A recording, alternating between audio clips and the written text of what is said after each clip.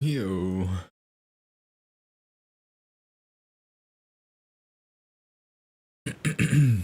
We're gonna get started here in just a minute.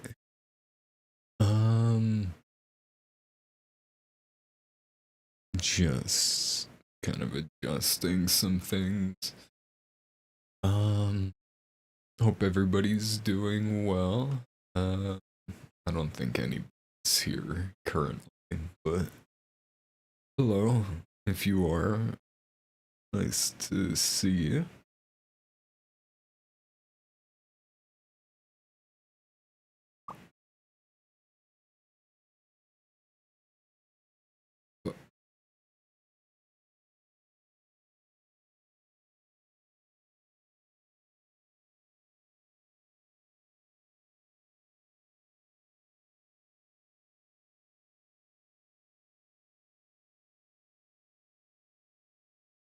Alright. I'm gonna set up the music.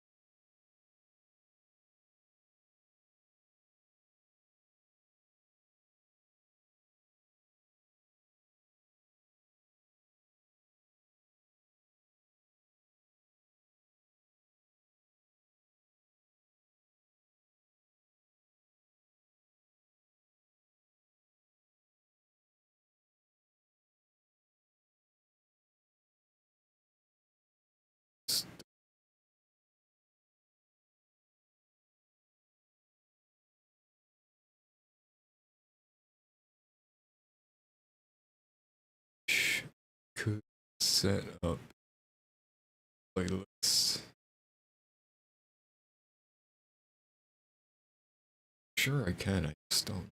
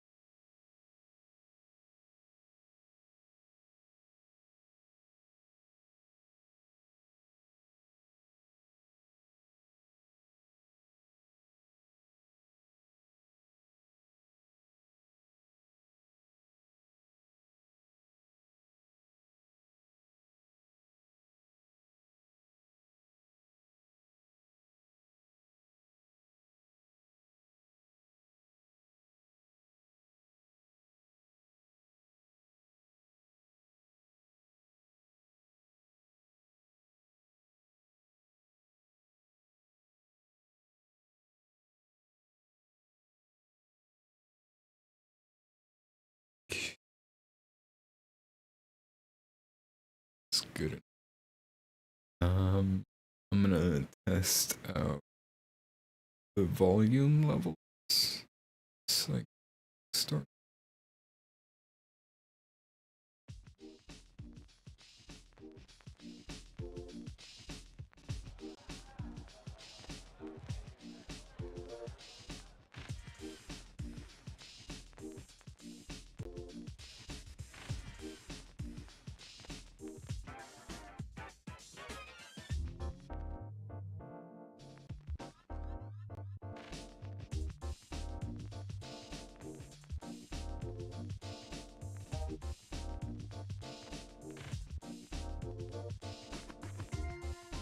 All right. Testing 1 2 3. Testing 1 2.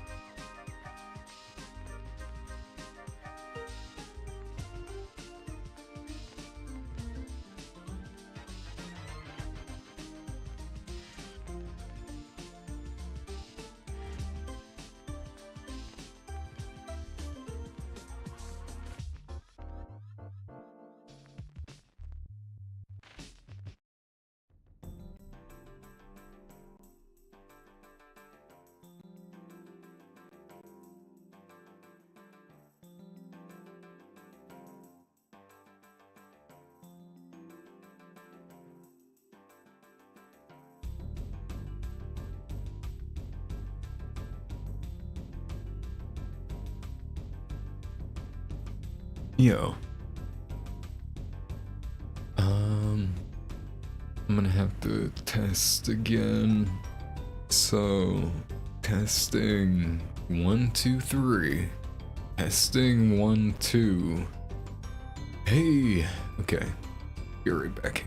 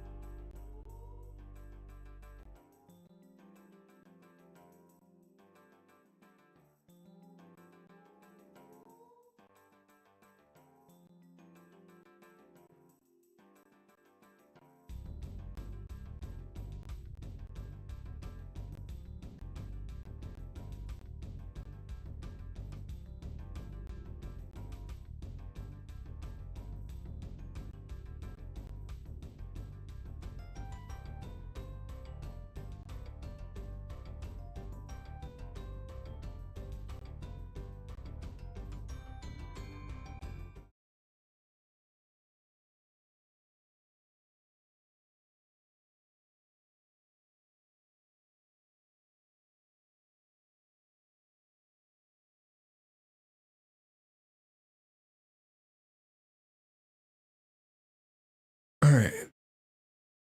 We're gonna get started.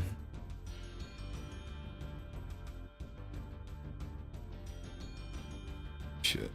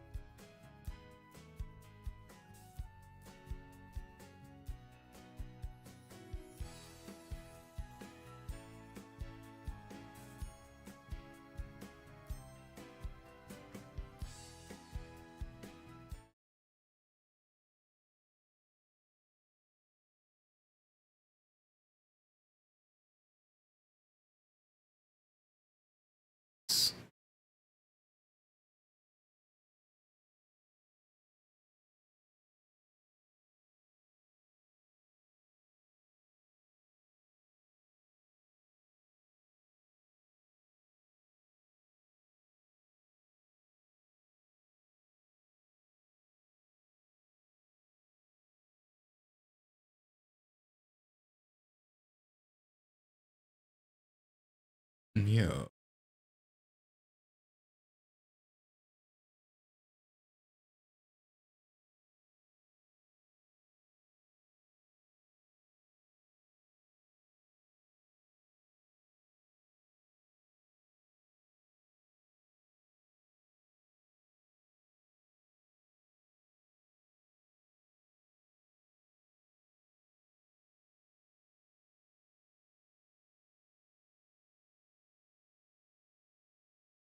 The fuck? Yo. Okay.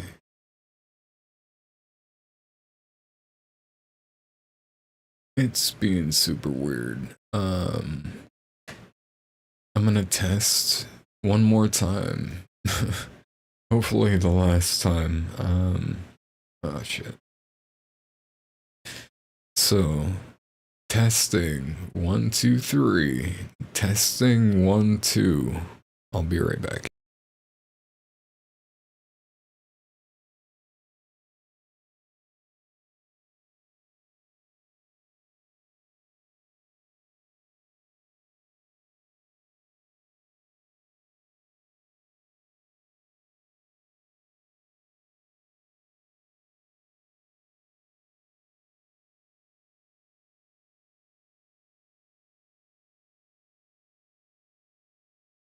Alright. I think that's good. I'm gonna leave it the way it is. Anyway, until somebody comes in. Alright.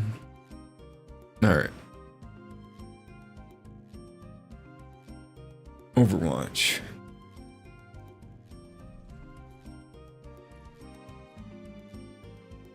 Just double check everything is working right and feels good. I did some adjusting.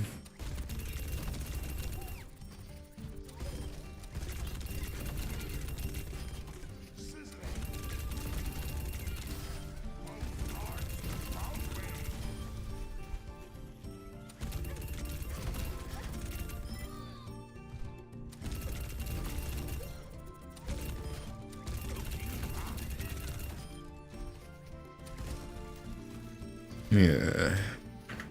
This feels a lot better.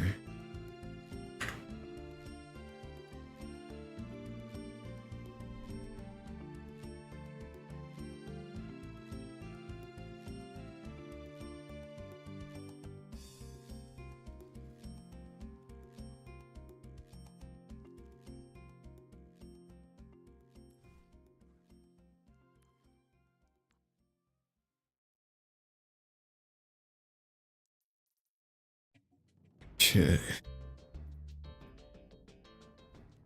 Yeah, I didn't play a whole lot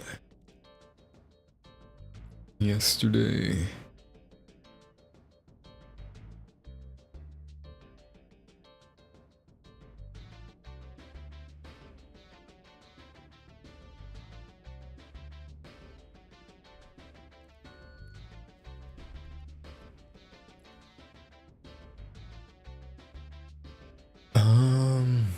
I'm gonna go into unranked first.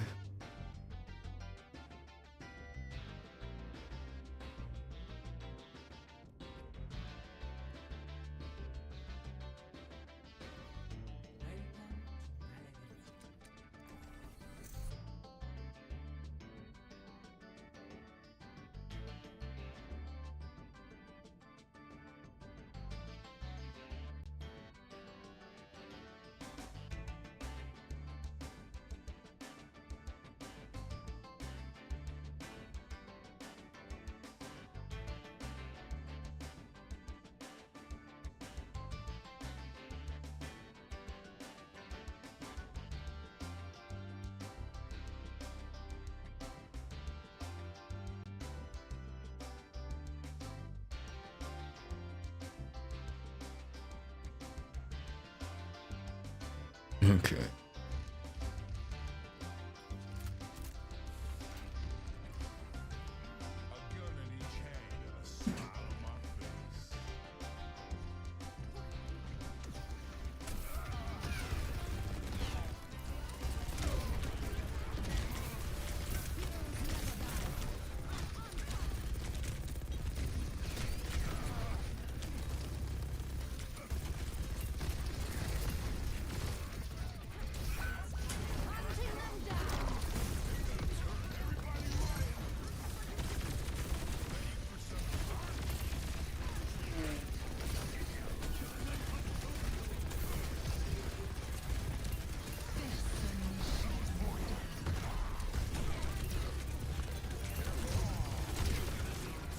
Oh, come on.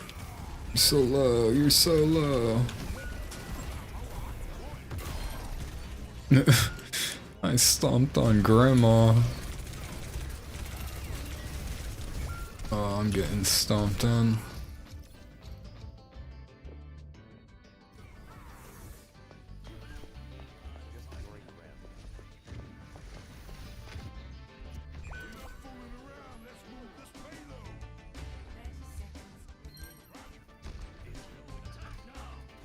Did I join a game midway? There's no way.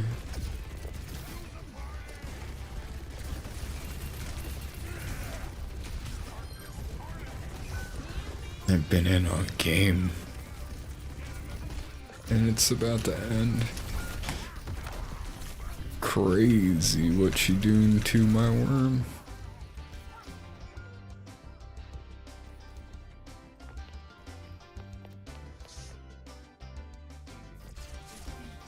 Yeah, that was definitely a game join mid-match.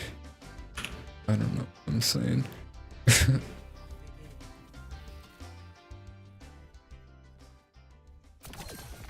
Shit.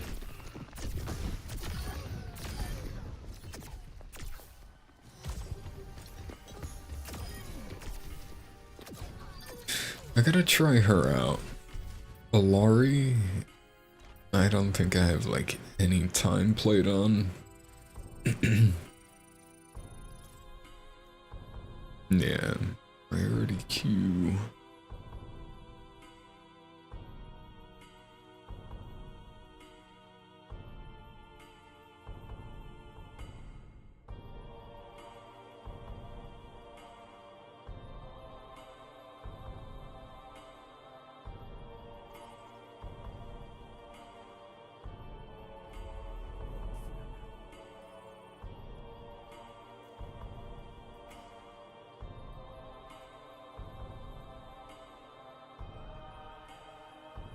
gonna get one quick play game in.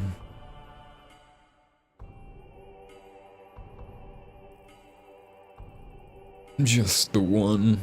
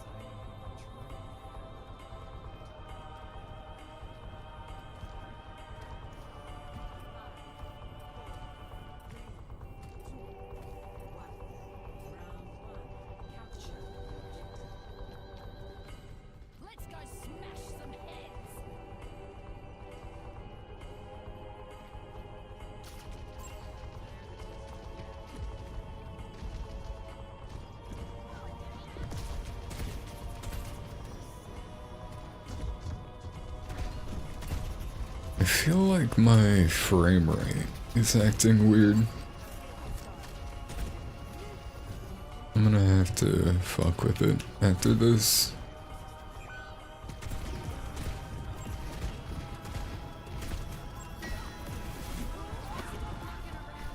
The fuck are you pinging?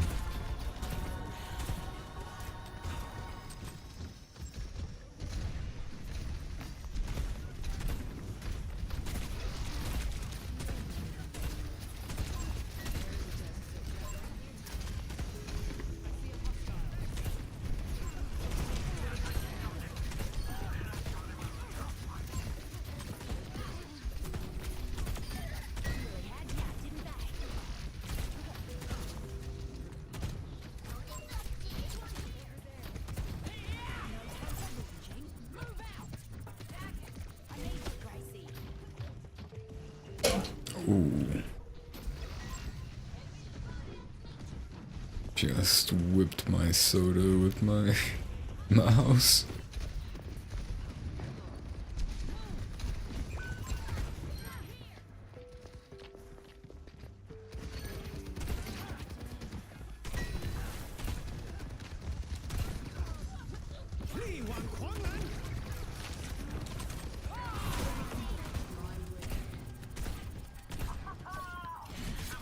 Aww.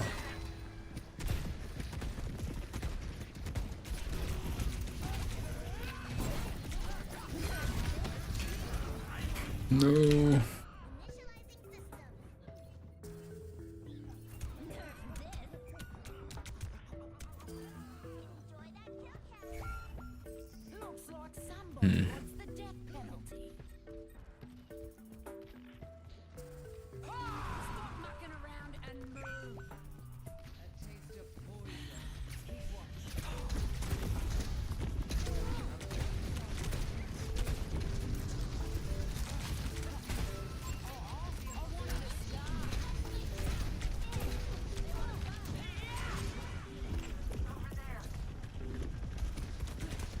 Yeah, I'm getting some weird stutter.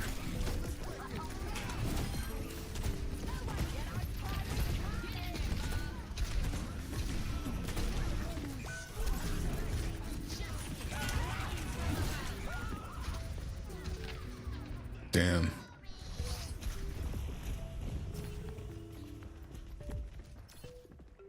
Lucky shot. My turn.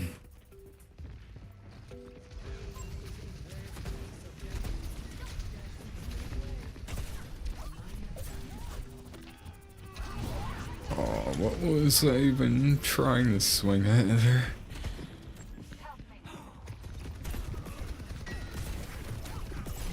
Ooh. Sharpen up for ya. All hail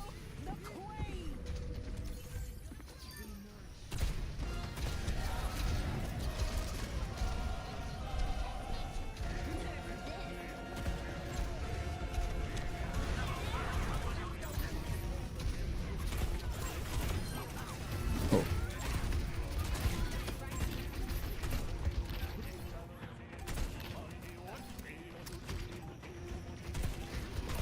Time for the reckoning.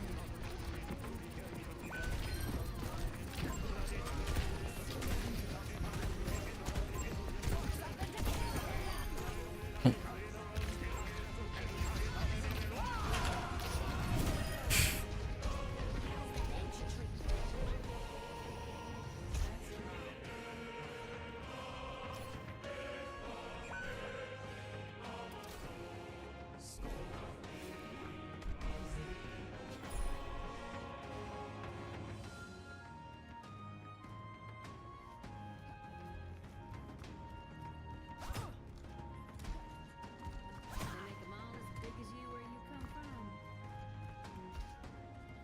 Nah, I was a special order.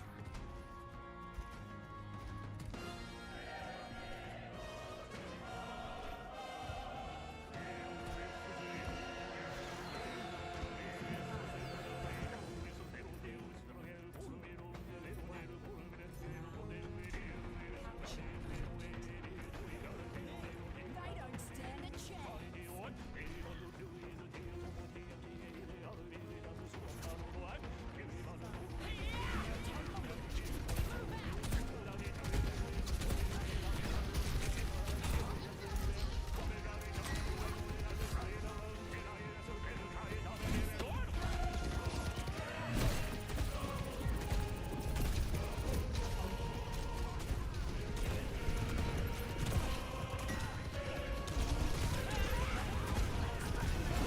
Oh.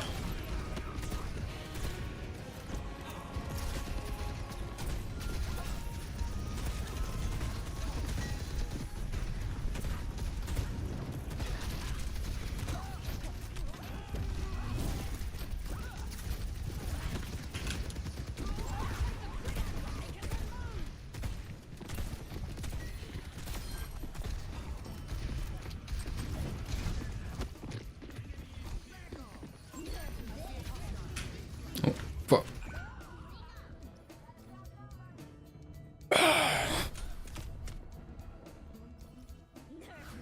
I think the diva is the only one who's killed me. A decent scrap. And twice with her ultimate.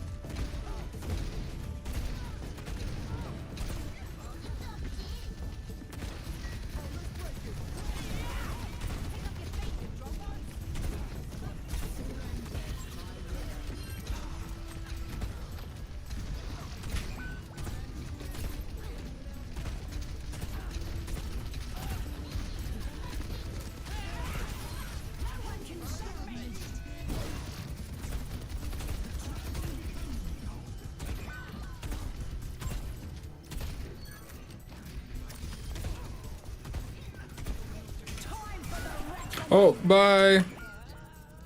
What the fuck was that?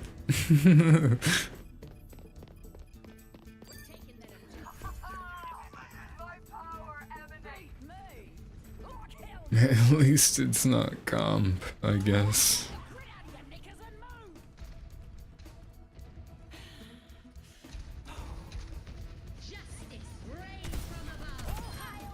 Damn.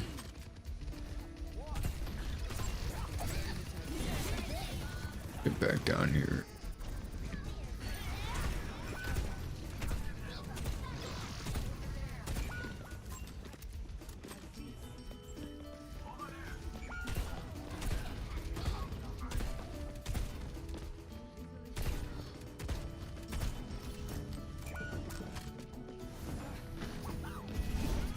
Oh. Oh, I'm dead. That's a 5v1. Another one of those.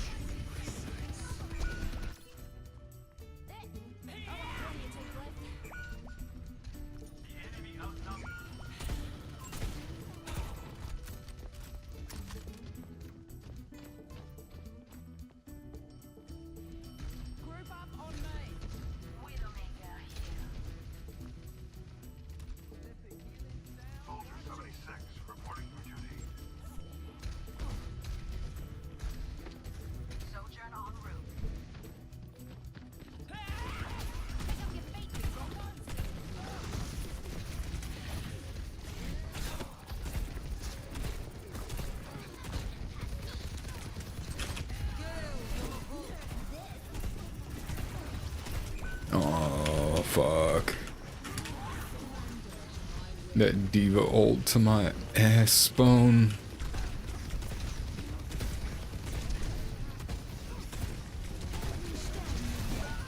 That shit was painful.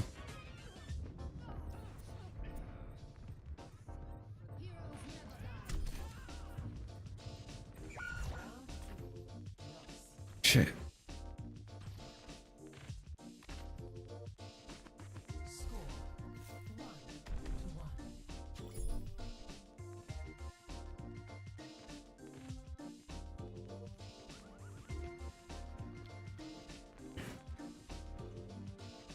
Do not get in my way.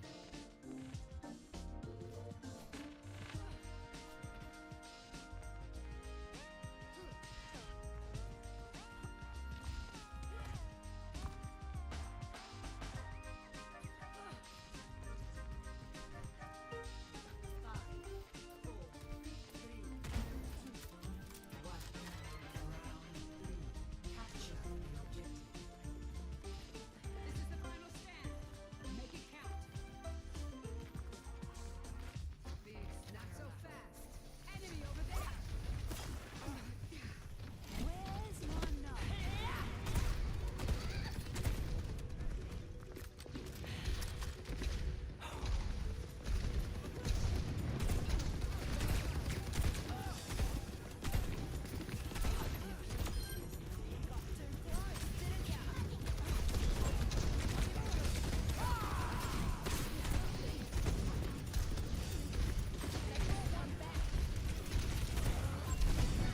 I'm getting some weird lag.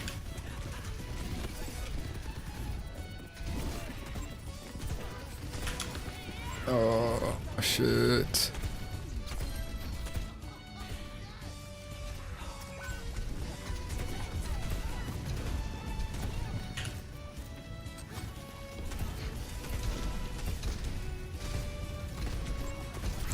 What the fuck you doing, Mercy?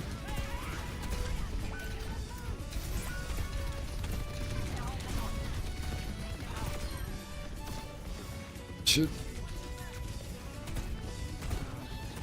Shit. Thought I was getting healed, that's why I kinda didn't back up. But I think our Moira got picked off.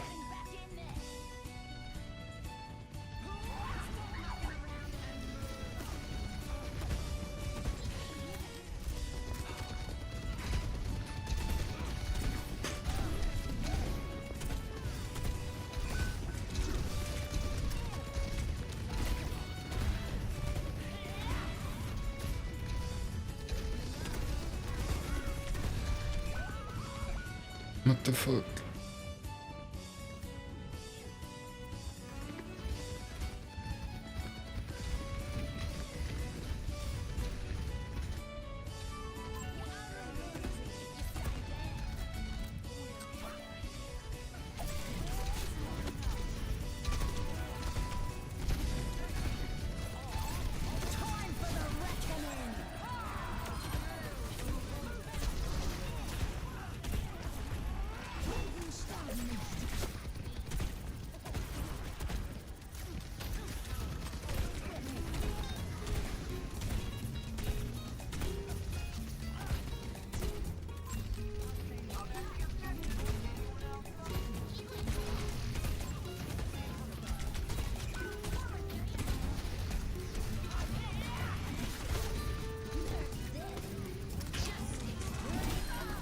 Get fucked, Farah.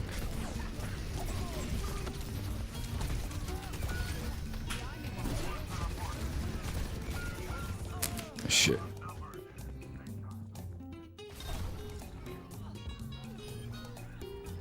I'm having a lot of fun with, what's her name? Junker Queen?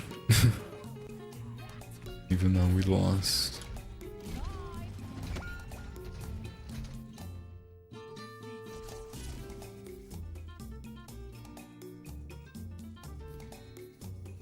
Alright.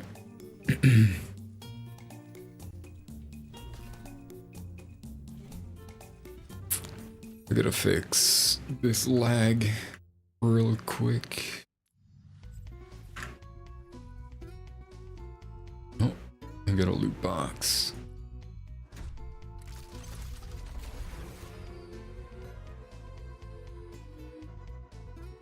Somebody was telling me that they didn't update the loot boxes.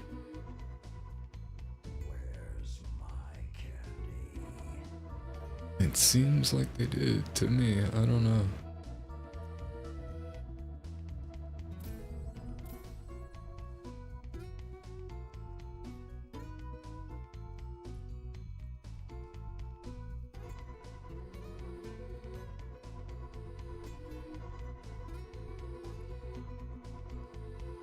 Alright.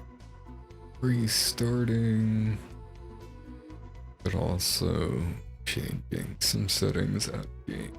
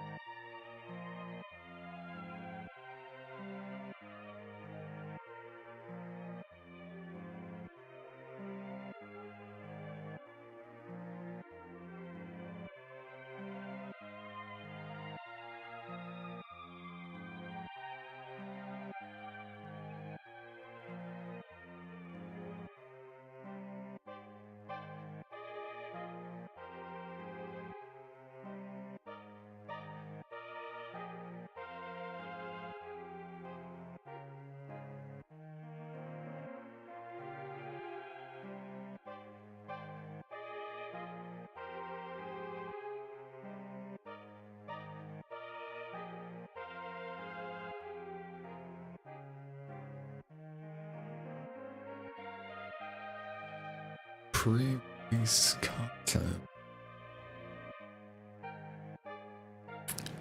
Are we getting a new event soon?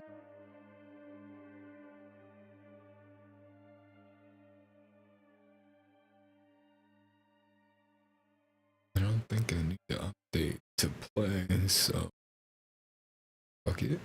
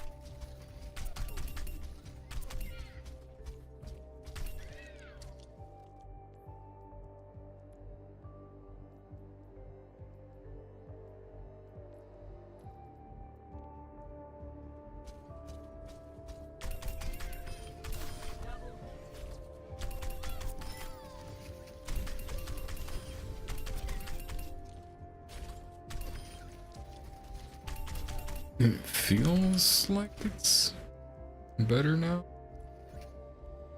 but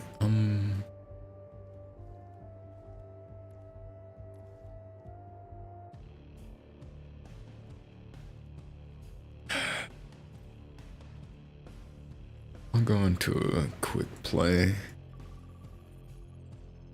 and see if it works. Or not works, but see if it runs well.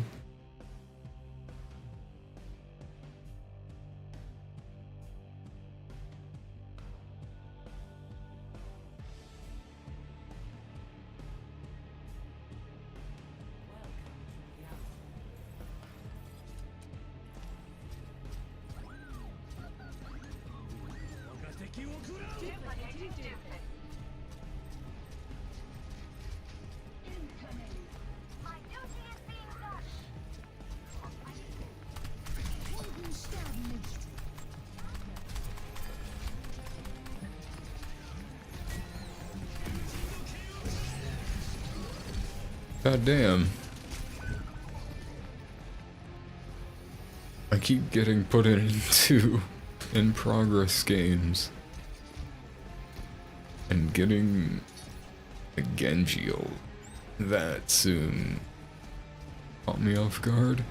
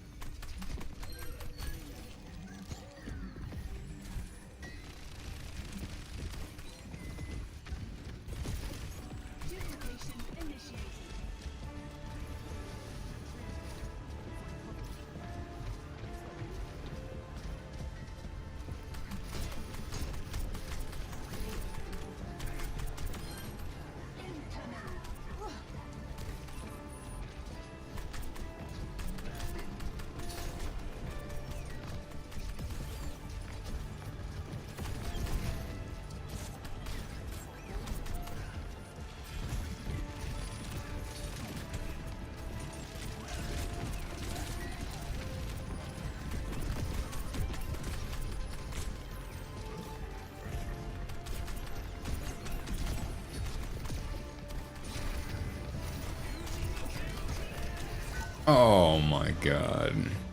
Of course, he slashes me.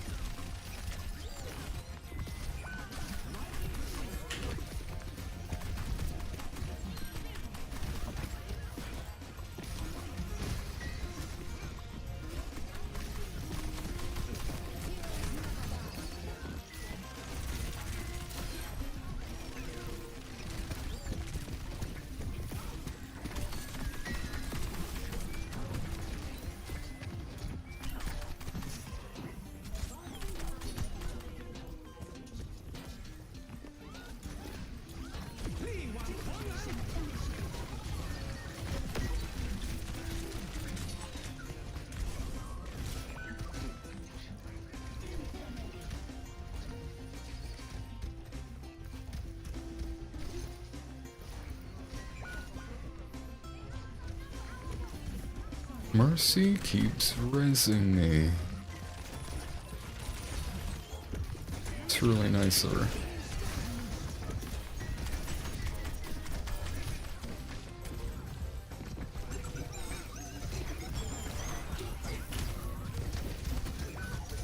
crazy.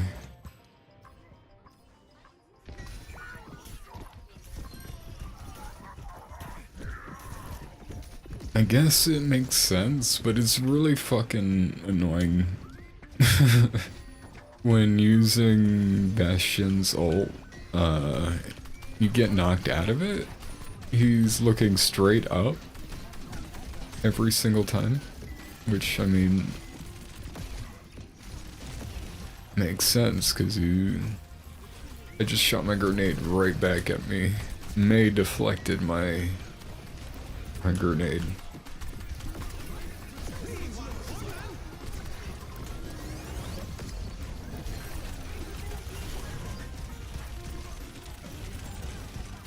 Fuck.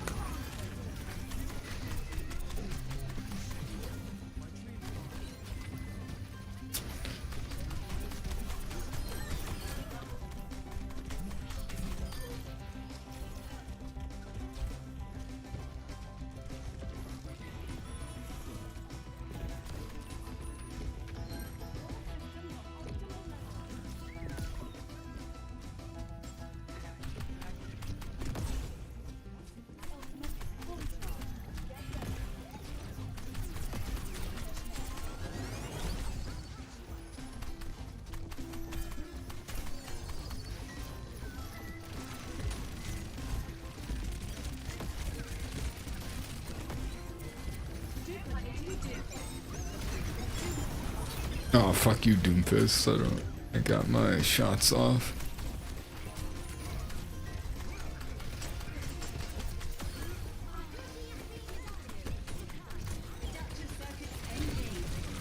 Nope.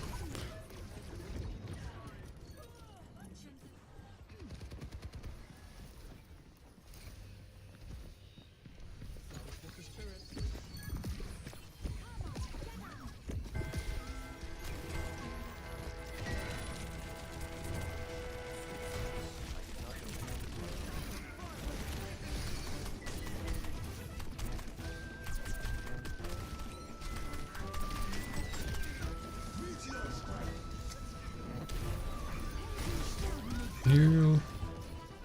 I'm trying to heal myself.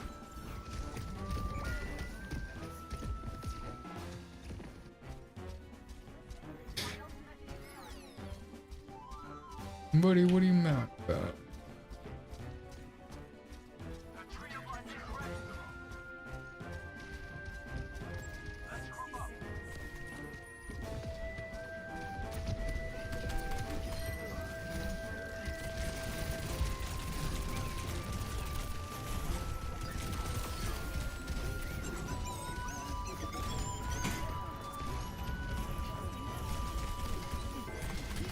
Oh, the grenade. I wanted to bounce it off the payload and behind me, and that's exactly what it did for once.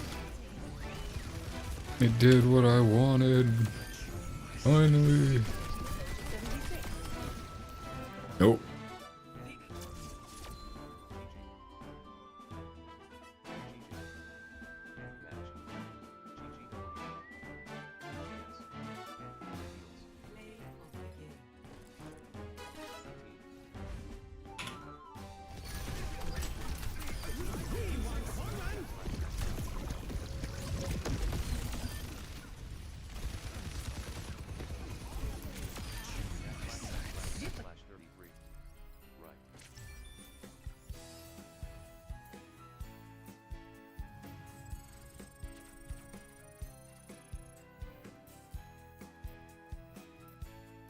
Okay.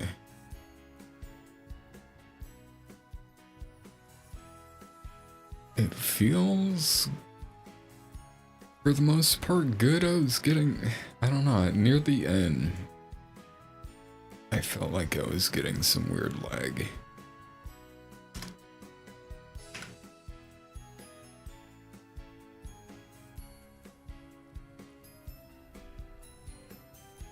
It's like really weird. Not normal lag.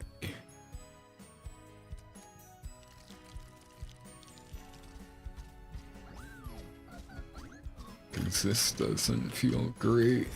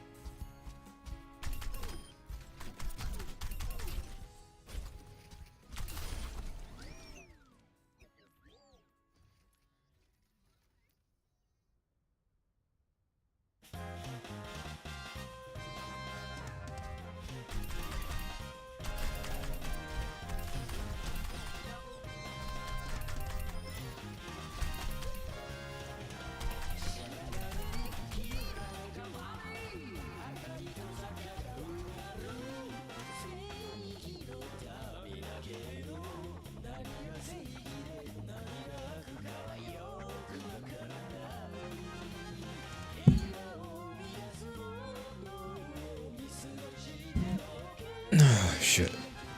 My fucking foot.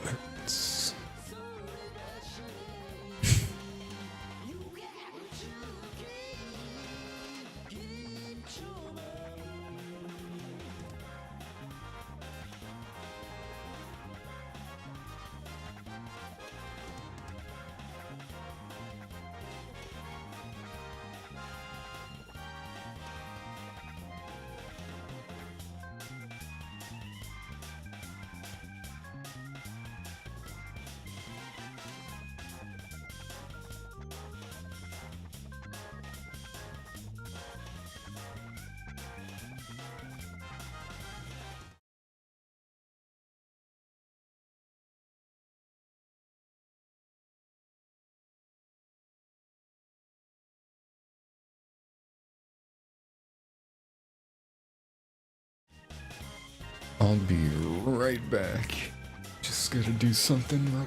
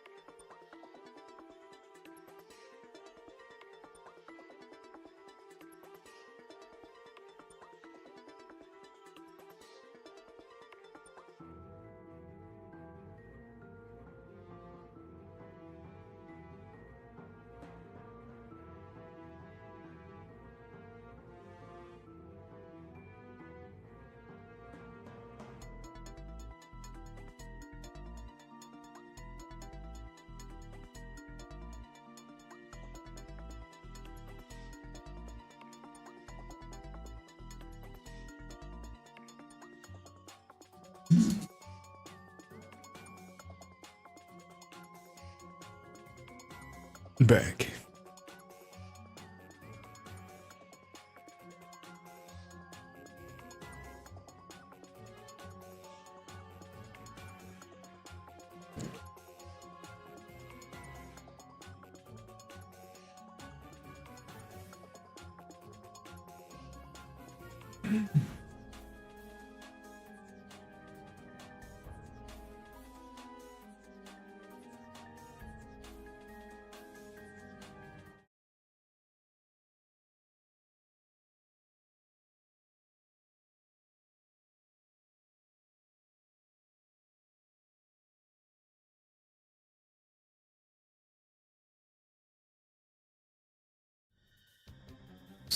Okay.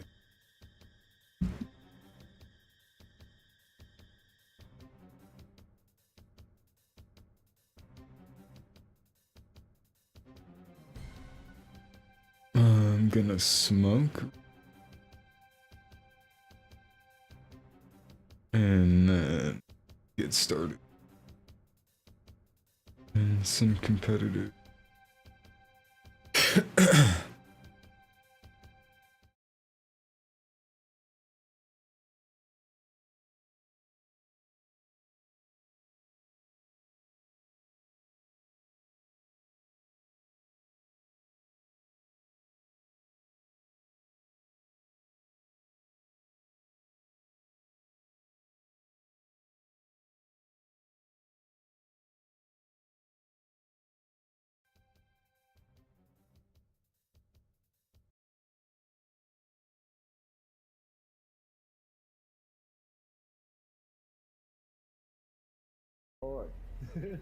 You want to go up there real quick? Hold on. This is 25-year-old Nicholas Hubbard. Just hours earlier, he savagely assaulted his own mother while his grandmother watched in horror. God damn. Grandson is killing his mother.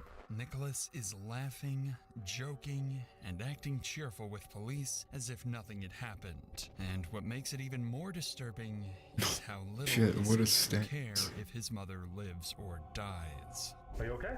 What am I being tased for, bro? You pulled me out of the shower, dog. I know, man. Pull the towel out. I'm gonna piss myself right I have to get. Like, just put me in jail, dog. Like, It was midnight in a quiet New Mexico town when 911 dispatch received a call from a panicked woman who had just found her daughter brutally attacked and barely alive inside her home. But as the woman tried to explain what happened, police had no idea that the killer was still in the house, standing right behind the panicked caller. Alberto 911, where is your emergency? Please, come to, no. Is there anybody there that speaks English? no. Hello. Where is this at? Nothing. Where is the emergency? There is no emergency. Okay, I just heard somebody yelling, so I'm gonna say different. What's going on? My grandma overreacts. My grandma fell. She's 86, and she just overreacted. Okay, can you tell me where you are? Holy shit. Okay, can you tell me where you are? After the abrupt end to the call, dispatch attempted to call back, but there was no response. So police immediately traced the phone's location and rushed units to the scene, fearing that the caller was trying to cover up something terrible. As the officers arrive on the scene, people outside alert them of something terrible going down. They're assaulting the mom inside the house. Huh? The son is assaulting his mother in the house. She's bleeding. She's got blood all over. I think right next door, right here. Okay, stay here. This is the lady that's hurt? No, her hands are full of blood. My brother, my grandson is killing his mother. Yes. He's what? He's killing his mom. His girl. Okay, what is he doing? What is he doing? He's choking her. While an officer stands at the door to figure out how to proceed further, another officer approaches the woman who called 911, unharmed but visibly shaken. She claims her grandson is inside right now, attacking his mother and trying to kill her. With no time to waste, officers prepare to force entry, trying to stop the ongoing murder before it's too late. Go.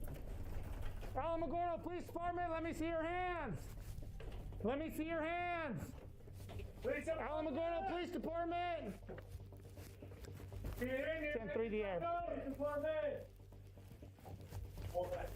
Let me see your hands. Step out. Hold that. Let me see your hands. Put your hands up. Turn around. Keep your hands up. Keep your hands up. Put your hands behind your back.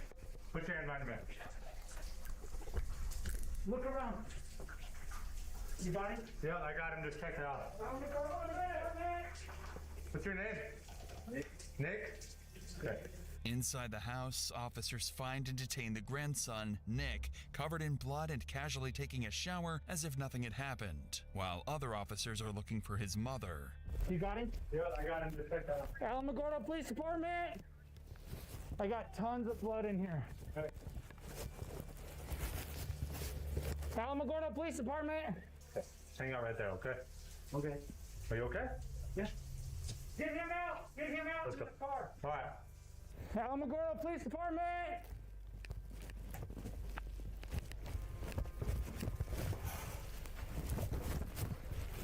Keep... Oh, dude. Oh, no. Get some blue gloves on. I got you. Let's get CPR. Let's go. Police discover Nick's mother, Esther, laying on the living room floor with multiple life-threatening injuries, barely clinging on to life. With this terrifying discovery, the officers' priorities shift to performing CTR and doing everything they can to try and keep her alive. Slow down your pumping a little bit. Here, don't stop. You need a break? Yeah. Okay, switch. Hey, we got blood everywhere over here, guys. We got weapons and everything, so we need to watch out for that too. I haven't seen any signs of any breathing or anything. Okay, as soon as I jump up, you jump in. Ready? Ready? Yep. Go. We got evidence everywhere, so we need to watch out for that, guys. Do we have any clue what she got hit with? We've got a pole here, we got a knife here. Blood's all throughout the house, so we haven't even looked. We were just looking for her. By the time medics arrived, Esther had regained a faint pulse, but it quickly became clear her chances of survival were slim. The pole and knife beside her had caused devastating injuries to her head and torso. Still, she was rushed to the hospital while Nick was secured and prepared for transport. Officers still had no idea what could have driven Nick to attack his mother so violently, but it wouldn't take long for them to start uncovering disturbing details. With the scene secured, officers turned to Nick's grandmother, the woman who initially called 911, hoping her account would help them piece together what had happened. Who are you guys? Sorry. Neighbors. She was banging on my door. Yeah, they called 911 and he took the phone from her. She was trying to talk to us. She came to my house. Who's inside? That's her daughter. That's her grandson. My grandson, I think he already killed her because he leaves her very much.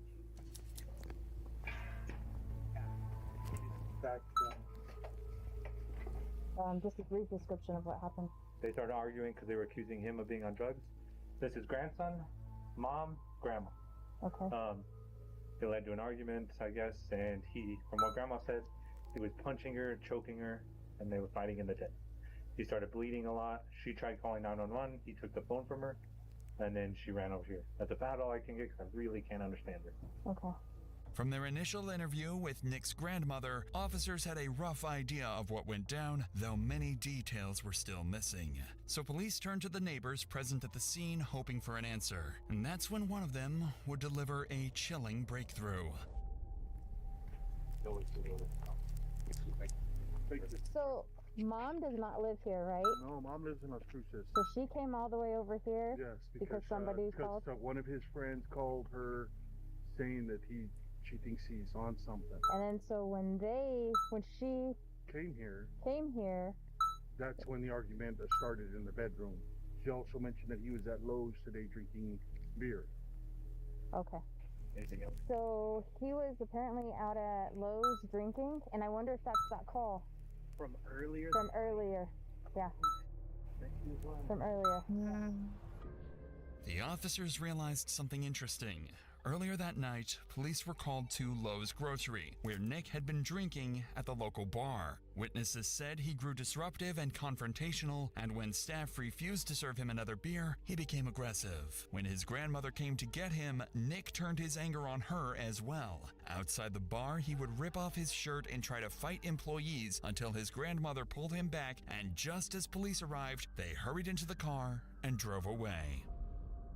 With the bar's employees' statements and the evidence collected at the scene, the picture became clearer, pointing to a drug-induced violent outburst. Meanwhile, as Nick was transported to the police station, he showed no concern over whether his mother lived or died, and acted as if he didn't even deserve to be under arrest. Dude, I'm naked as in the back seat of your car, dude. That's correct. Okay?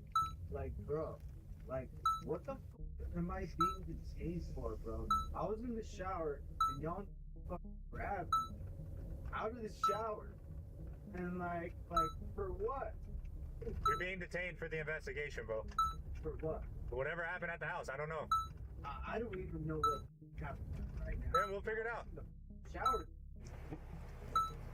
Hey, Sure. I'll be cool with you. Yeah, I'll be cool with But, you too, bro. Like, can I have some drawers, bro? If I can find some, yeah. Like, you pulled me out of the shower, dog. I know, man. You know what I mean? Just, you want me to put your towel up? Yeah, pull the towel out.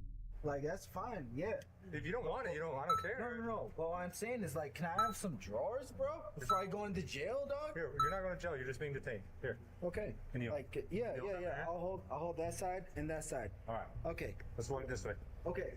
Like, real quick, bro. Before I get strapped up into this, like, can I take a piss real quick, bro? No, I'm gonna piss myself right. I have to get something else to put around you, and then yes. Bro, I'm about to piss right here and all over this, bro. I'll let you, bro. But I have to get a belly band for you first, okay? So Okay. First, let's do this, okay? And then I'll get that, take it off, and you can go. Try to hold it. Thank you. Do your best. Put your knee back up there, please. During the entire transport to the police department, Nick wouldn't show any concerns or remorse for what he did, and once handcuffed at the department, he would slowly start getting agitated and aggressive. Trying to go low. I don't want to make a mess. Please put them back in front of my gate, bro. A little closer. Okay, I'm about to make a mess, bro. Yeah, at least put it, like, I'm cool with you. I'm not gonna make a mess on the floor, you know what I mean, bro? Yeah, I appreciate that. Like, can you at least just put, oh, okay, hold on. Like, put me in general population, okay? Like, just put me in jail, dog. Like, why am I in this position all bent over and shit? And with 3 handcuffs all over me, all bent over and shit. Like, what the fuck? I'm still an American citizen. Like, what the fuck? Like, shit. Like, fuck. Why am I in this position? Fuck on my back and shit, dog. After Nick's rants about being handcuffed in an uncomfortable position, he eventually calmed down and began chatting with one of the officers. That's when, for a short moment, he broke down while talking about his past, hinting at underlying motives suggesting the attack wasn't random, but driven by trauma and revenge. You go to school here? Yeah, I graduated from Alberta High School. I spent most of my time in private school and, believe it or not, Christian school. In Legacy Christian Academy, I don't know if you heard of it. I have, yeah. That's cool. Yeah, I grew up most of the time there. Nice. My father died whenever I was 10 days after my 11th birthday. I'm sorry to hear that, bro. Can't imagine what that's like to go through. Yeah, and my mom liked to drink a lot, and yeah, she beat me a lot when I was a kid. I'm sorry to hear that, bro. And she buried my stepfather. And my stepfather wasn't too nice. Can't imagine what that's like to go through, man. Nick's brief breakdown made it seem like he was finally realizing what he had done and hinted at past trauma that could be used in his defense. But any hint of remorse or distress would quickly prove to only be temporary. Soon after, he was taken to the same hospital where his mother was fighting for her life to have his blood tested for alcohol and psychoactive substances. From there, his mood shifted. Nick grew oddly excited and cheerful as if nothing had happened, all just hours after brutally assaulting his own mother. Give me a second, hold on. Yep, nope, I understand those things are not fun to walk in. You want me to get a wheelchair? I mean, like, that would be cool. You want to grab a wheelchair real quick? Hold on. Like, that would totally be tight as fuck, dude. Like, I ain't gonna complain. Okay, well, we'll get one. It'll make it a little easier for your ankles and everything. Yeah. Plus, my feet are cold as fuck.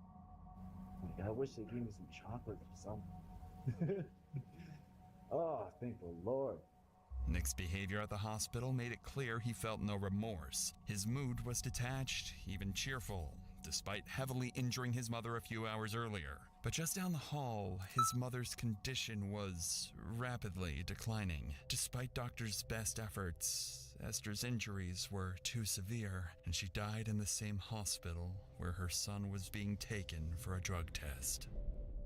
Nick was then taken to the police department and formally charged, where the reality of his future quickly set in, wiping the smile from his face in an instant. Oh, yeah, you're going to sit down. Okay. So however you be charged, these are your charges and your paperwork is right here. You're being charged with open count of murder, first degree felony, capital murder. You're being charged with capital murder. And with that, Nick was taken to jail. Later interrogations with his grandmother revealed that when Esther came home to check on her son, a violent confrontation broke out. Nick punched her repeatedly, knocking her down, and continued the assaults, even as his grandmother tried to intervene and called 911. He snatched the phone to stop the call, then resumed the attack until his mother was dead. Although the exact motive is still unclear, investigators believe drugs played a major role in fueling Nick's rage. Combined with the troubled past he had already spoken about, it culminated in a violent outburst that ended with the brutal beating and stabbing of his mother. On July 19, 2024, Nicholas Hubbard was charged with murder in the first degree, tampering with evidence, and interference with communications, and was convicted for 30 years in prison.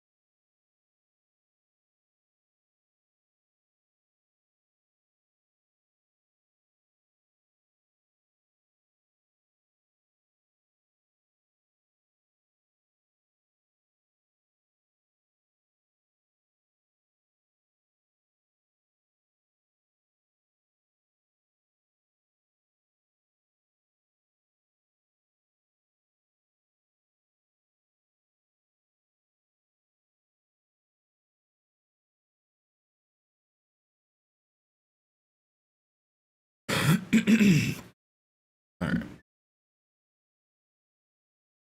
Gonna start now.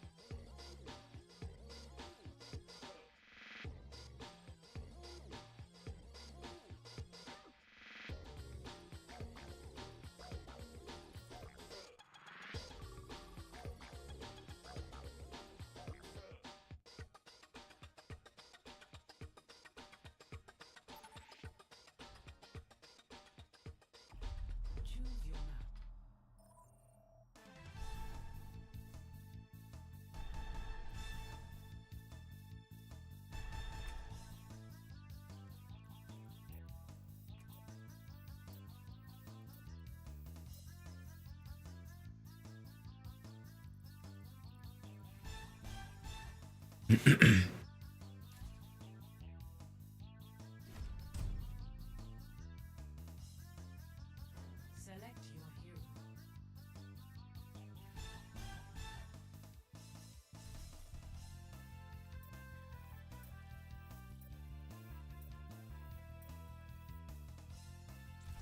Choose heroes to ban.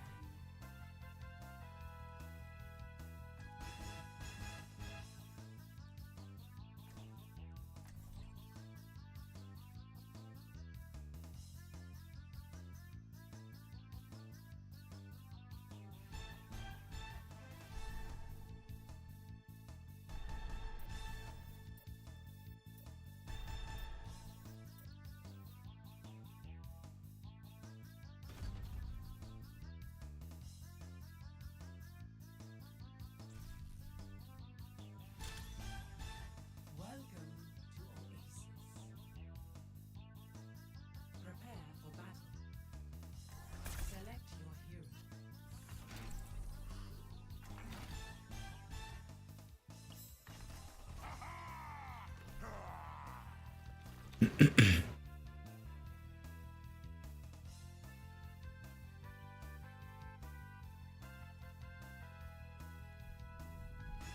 in each hand and a smile on my face. A new era will soon be upon us.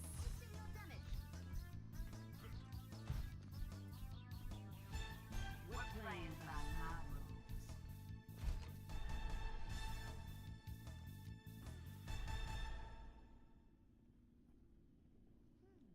5, 4, 3, 2, 1. Round 1. Capture the objective. 76, reporting for duty. Stay away of your meat.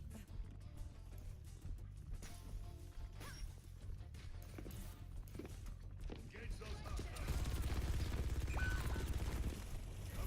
Damn.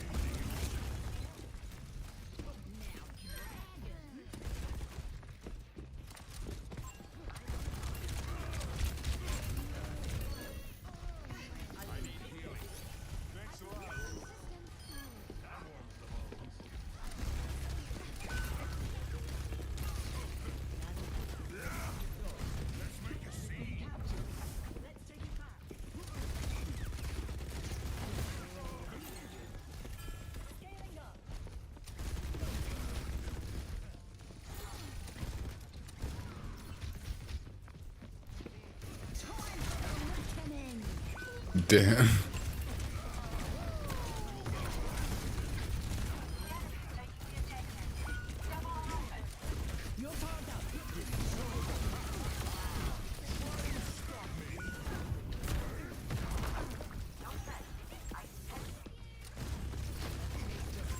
What am I doing?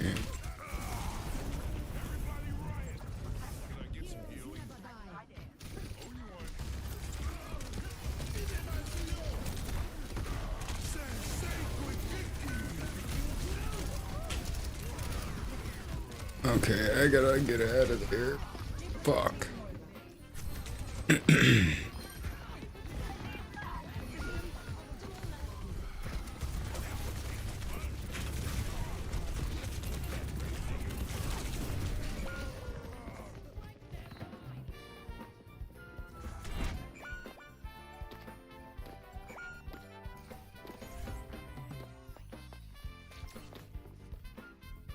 Okay, group up. Sanofa!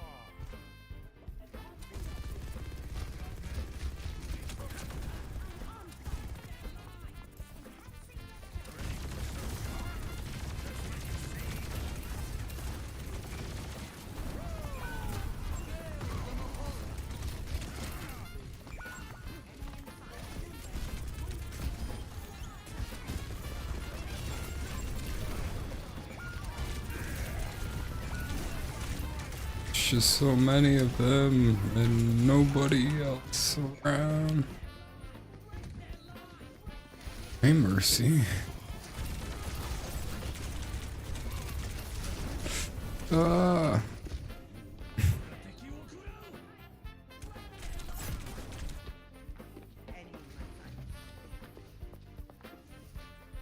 Let's go.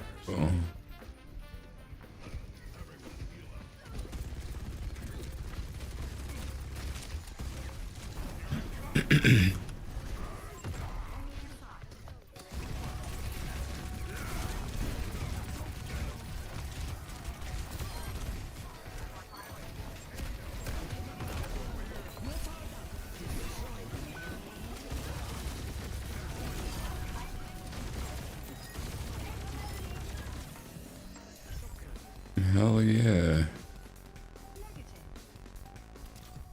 You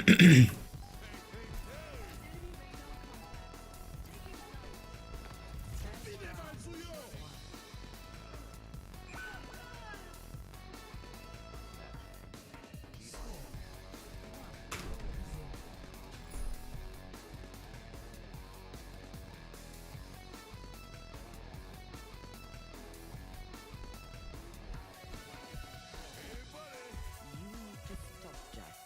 This crusade is getting out of hand. How many times have I been wrong?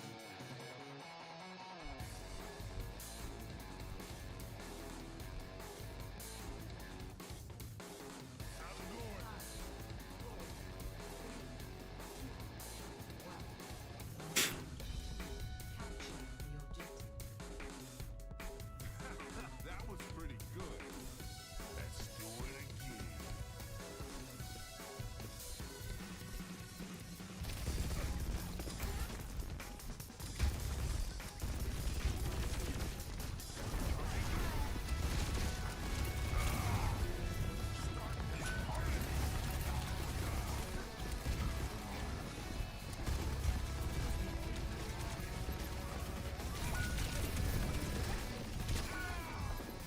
Where the fuck is it?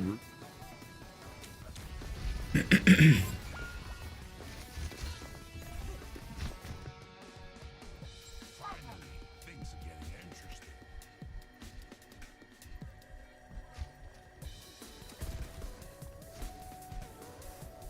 Hey, hey, hey!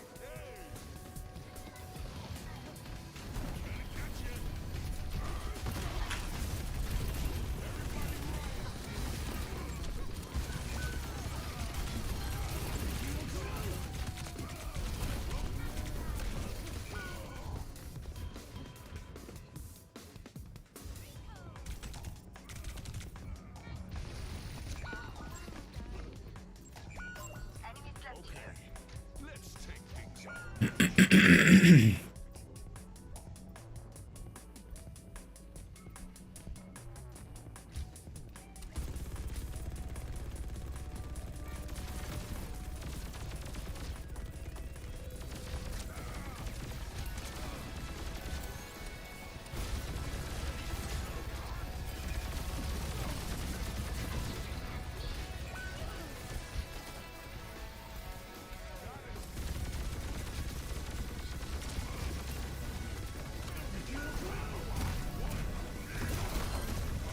Get stomped on, Hanzo.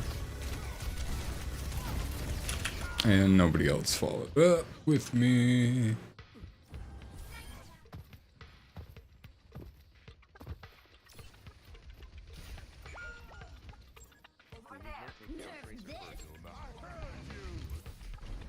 Now we're talking.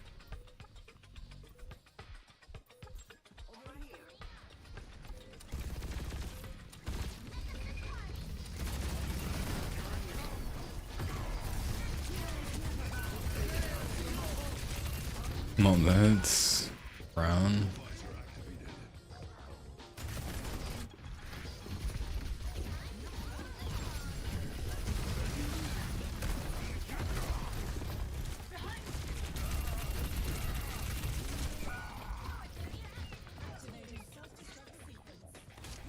Fuck.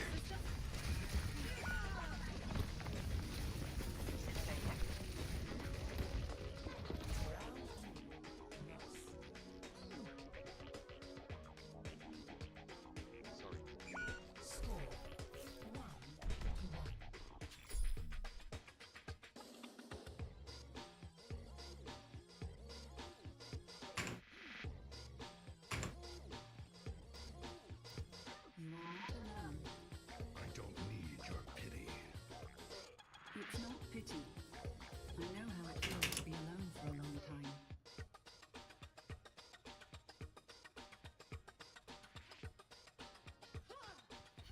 You are the one whose job it is to focus Tracer. 5, 4, Swap. 3, 2, 1. Round 3. Capture. Like, this guy is in chat spamming kill Tracer.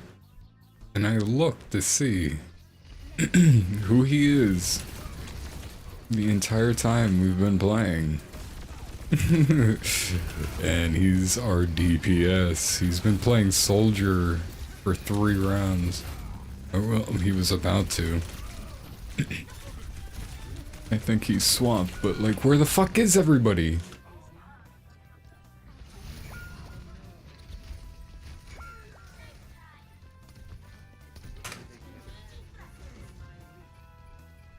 Okay, let's take things up a notch. Group up. Group up.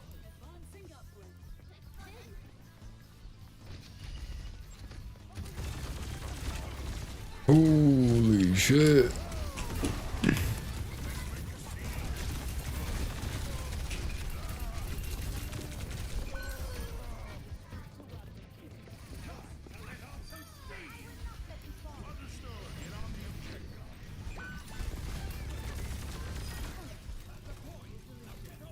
I love it. Hey, buddy.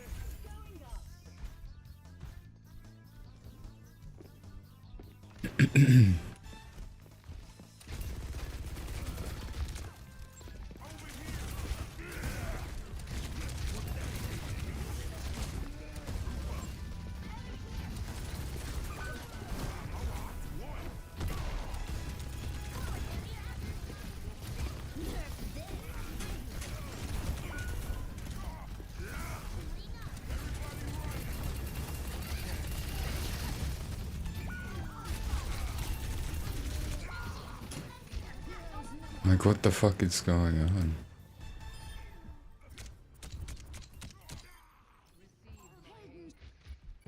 Not bad. Not bad at all.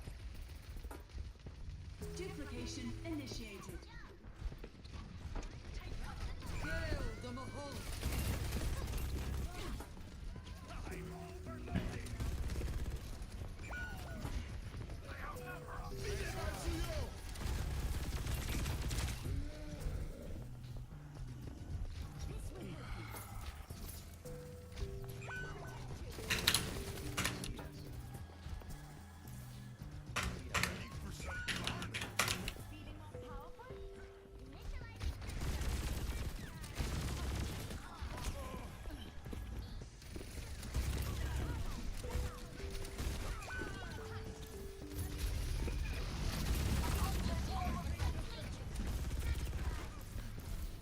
Ultimate's almost ready. Are you? I'm at the objective. Round up. Charging through. Sensei could get me.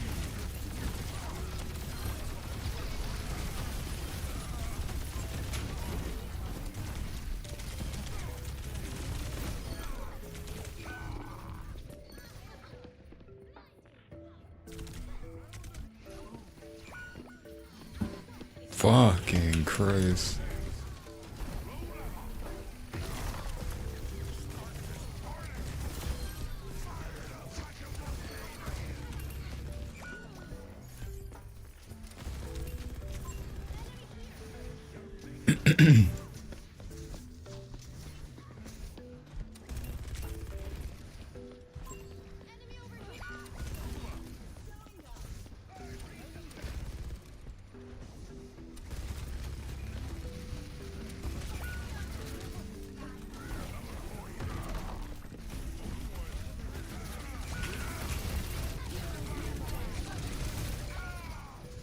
What the fuck are you guys doing?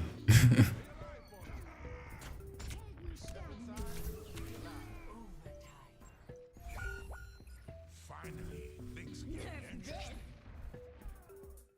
Echo, you have gone and died by yourself so many times.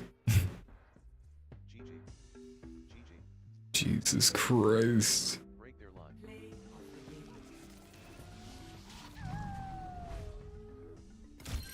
Terrible DPS. Let shadow consume you.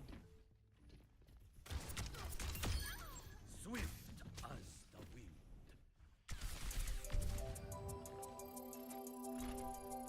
Like, what the fuck?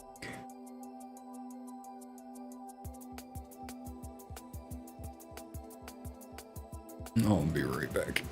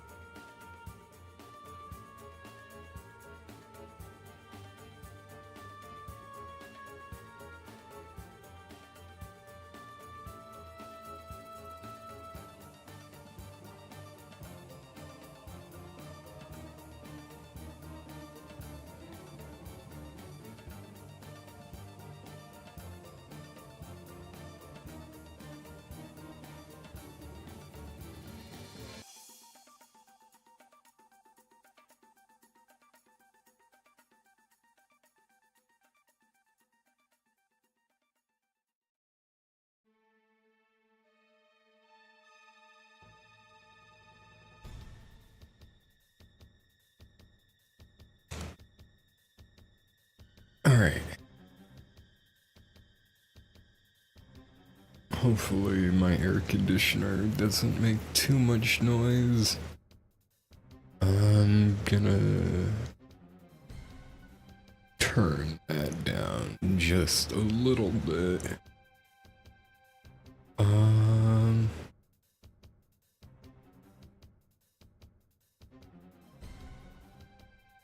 Bam.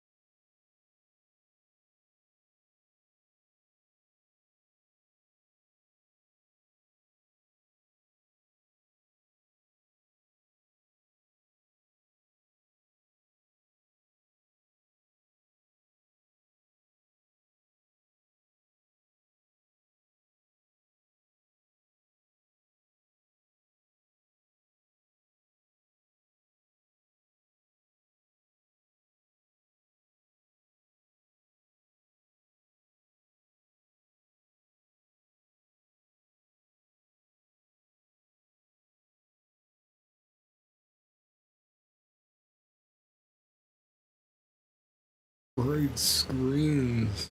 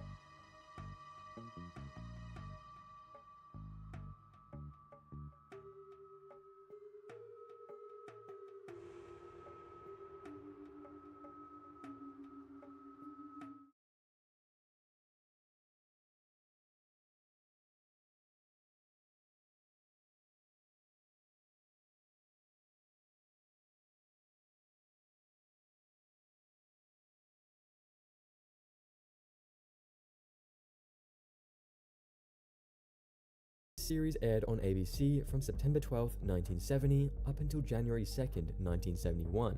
Didn't last very long, lasting 16 episodes. In this series, each episode had 2 Reluctant Dragon segments and 1 Mr. Toad segment. The Reluctant Dragon segments revolve around a dragon named Tobias, who is allergic to daisies and breathes fire if around any. The Mr. Toad segments revolve around Mr. Toad, a toad who drives a race car and causes all sorts of trouble. Out of the 16 episodes which were made and aired on television, only just 7 are available to watch online while the rest remain lost. Secret Builders. Secret Builders was a free-to-play MMORPG from 2007 made for children. It could be played on iOS, Android, or on your computer browser. Within this game, you would be able to hang out and interact with other players, make a home to keep pets, throw parties and invite friends over. You could also dress up and do fashion shows. Secret Builders was eventually shut down in 2021 and is missed dearly by lots of people. The all-new Captain Kangaroo. The all-new Captain Kangaroo was a rebooted series of the show Captain Kangaroo, which aired in 1997 for Fox Kids and Fox Family Channel. 40 episodes of this show were created, however to this day, only 10 have been found. Every other episode from this series remains lost and uncovered. Crash Village. Crash Village was an online multiplayer game released in 2007 on the official Crash Bandicoot website. Its sole purpose was to advertise the main console titles being released around this time. The game was similar to games like Club Penguin. Players could customize their own Crash Bandicoot characters and also walk around an online virtual world interacting with other players. You could as well also find all kinds of different minigames to play. Crash Village would be shut down in 2011. None of the minigames were saved and the entire game itself became lost and unplayable. Only a handful of screenshots and like 2 gameplay videos exist online. The game has fallen into major obscurity.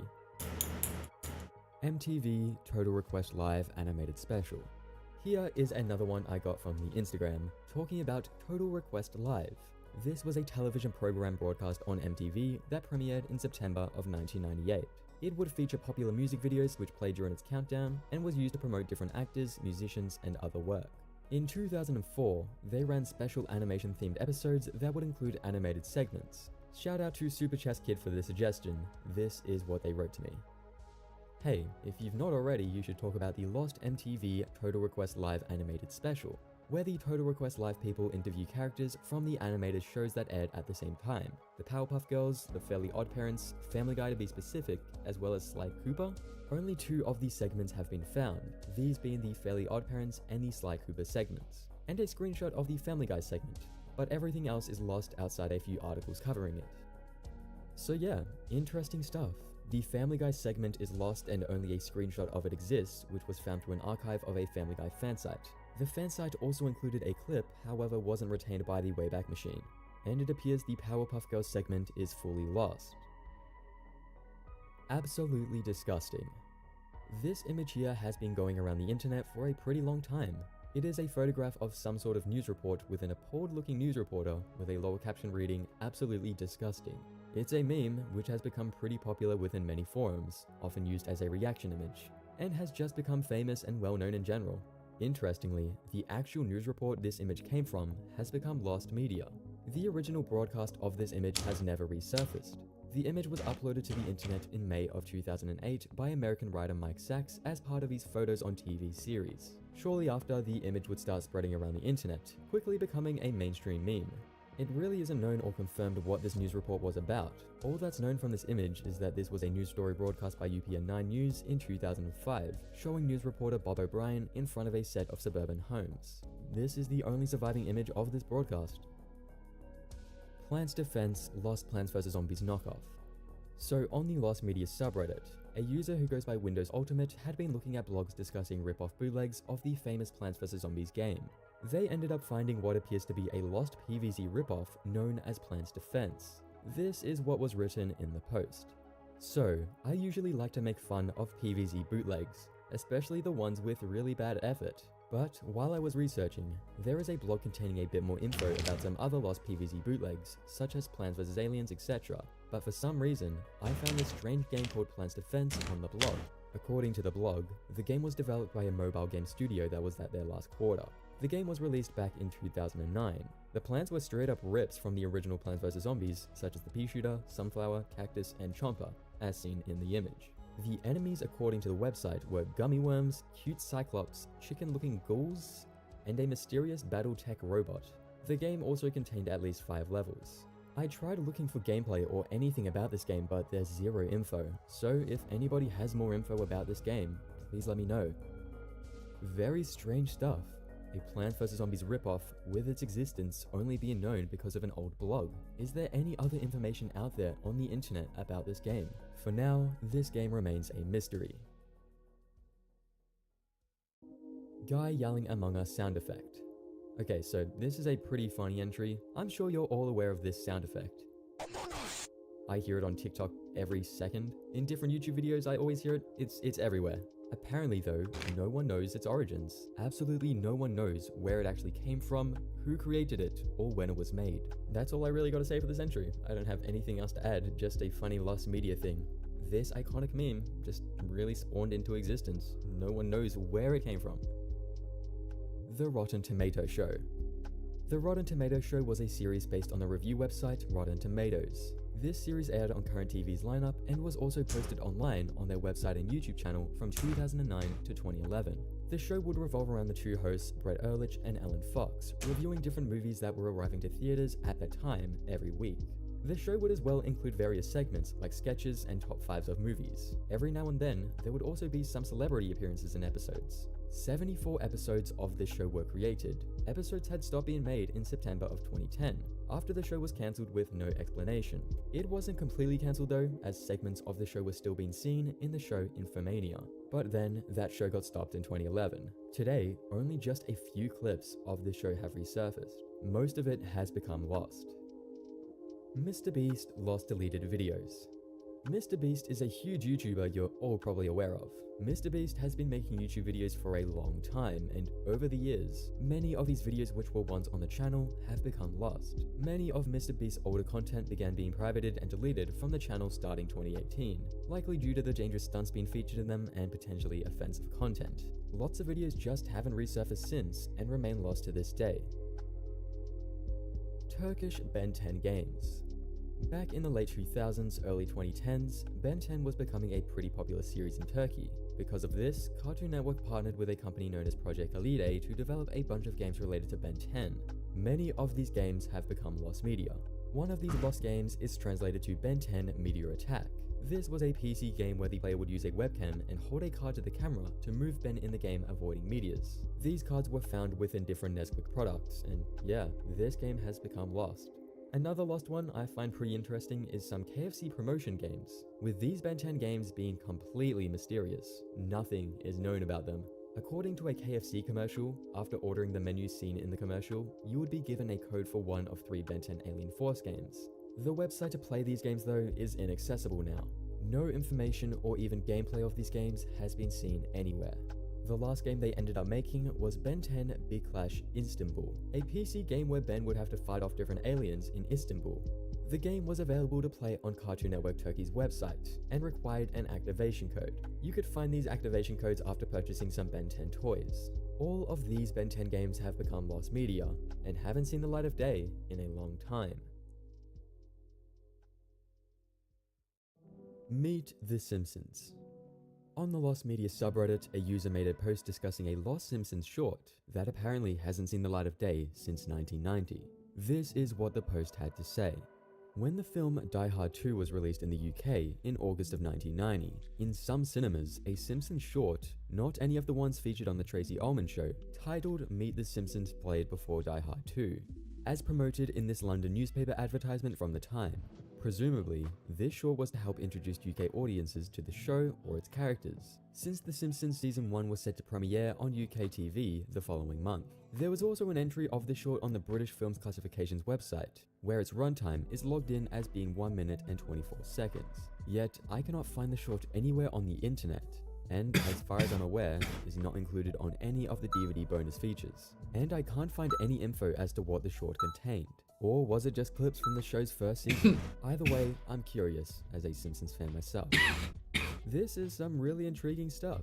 I would love to know more about this mysterious short and what it could have possibly contained.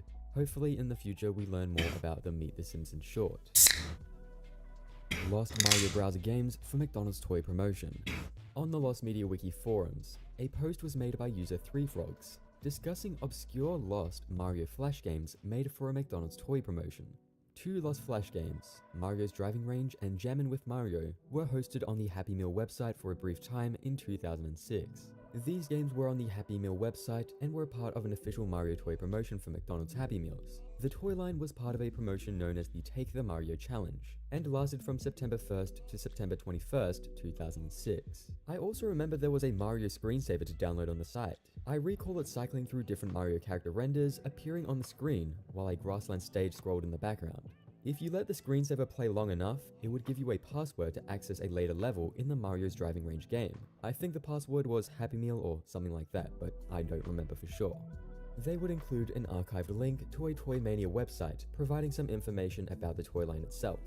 No information about these games can be found online, no screenshots or videos of the game exist, and the only mentions of it come from a few forum and blog posts mentioning the games and screensavers.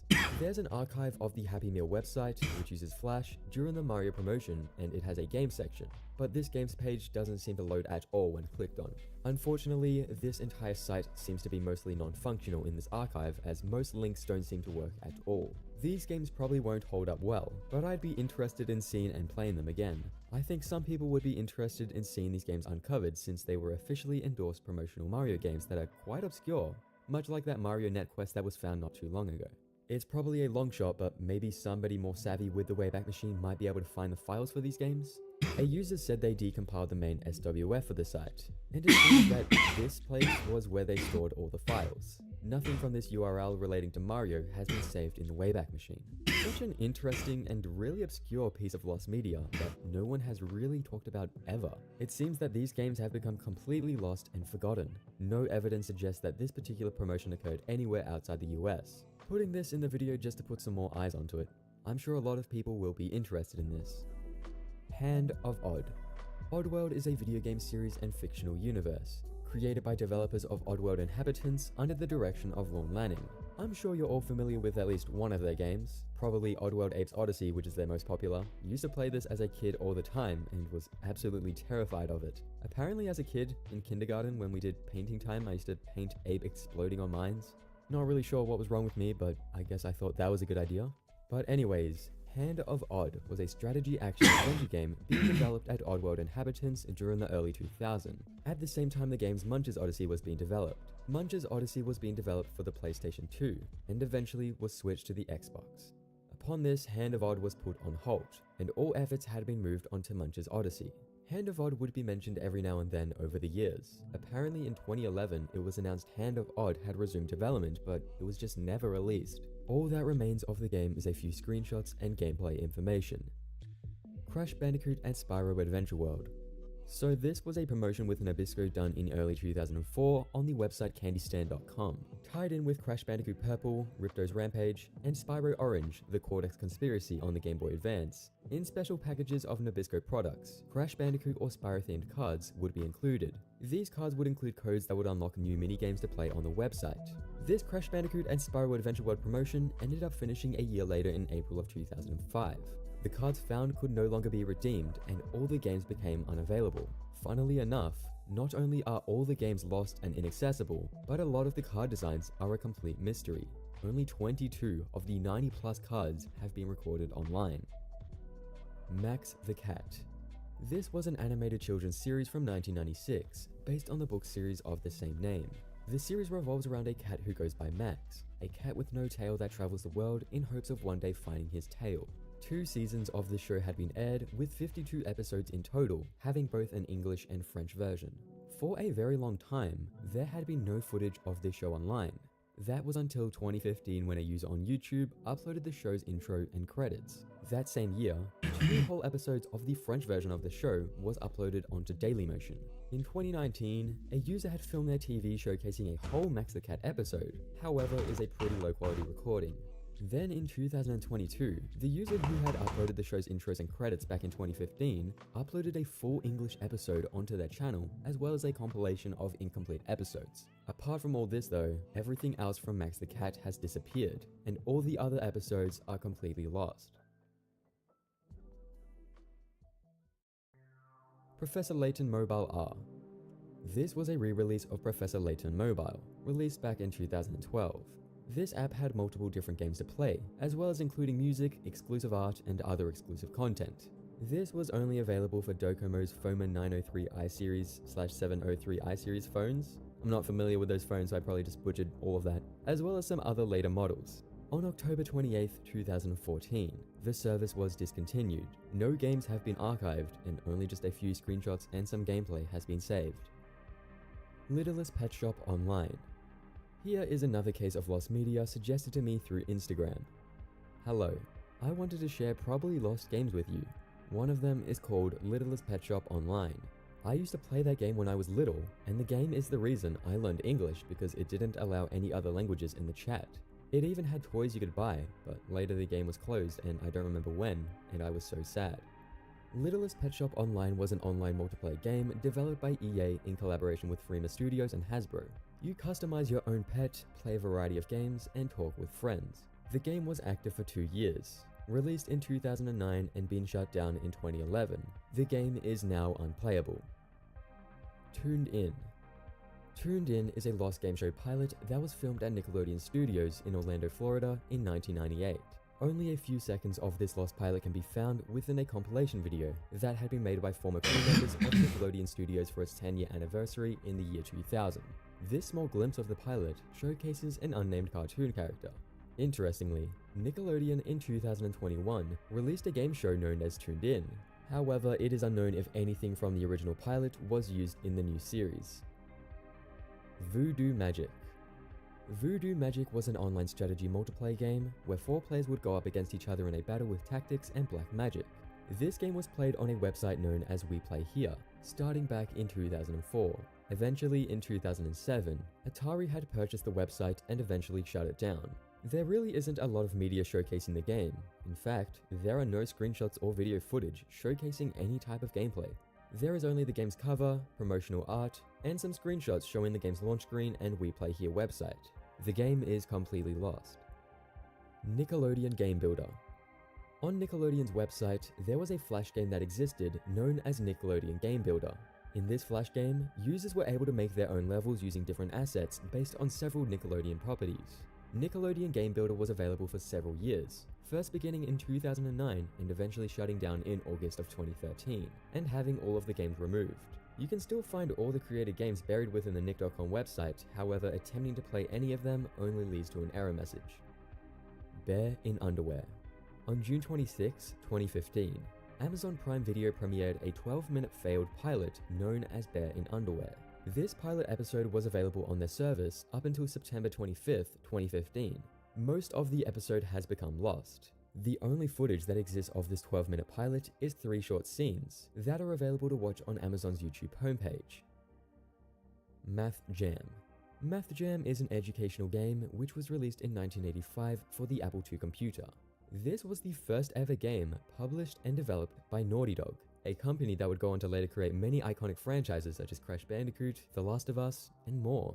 Though at the time when they made this game, they were known as Jam Software.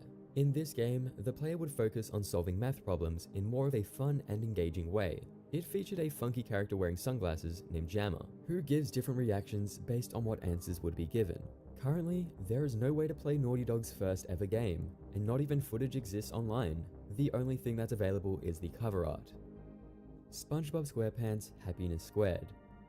SpongeBob SquarePants Happiness Squared was a SpongeBob game that was developed in the late 2000s by Heavy Iron Studios. It's pretty much just an early version of the video game SpongeBob SquarePants Truth or Square.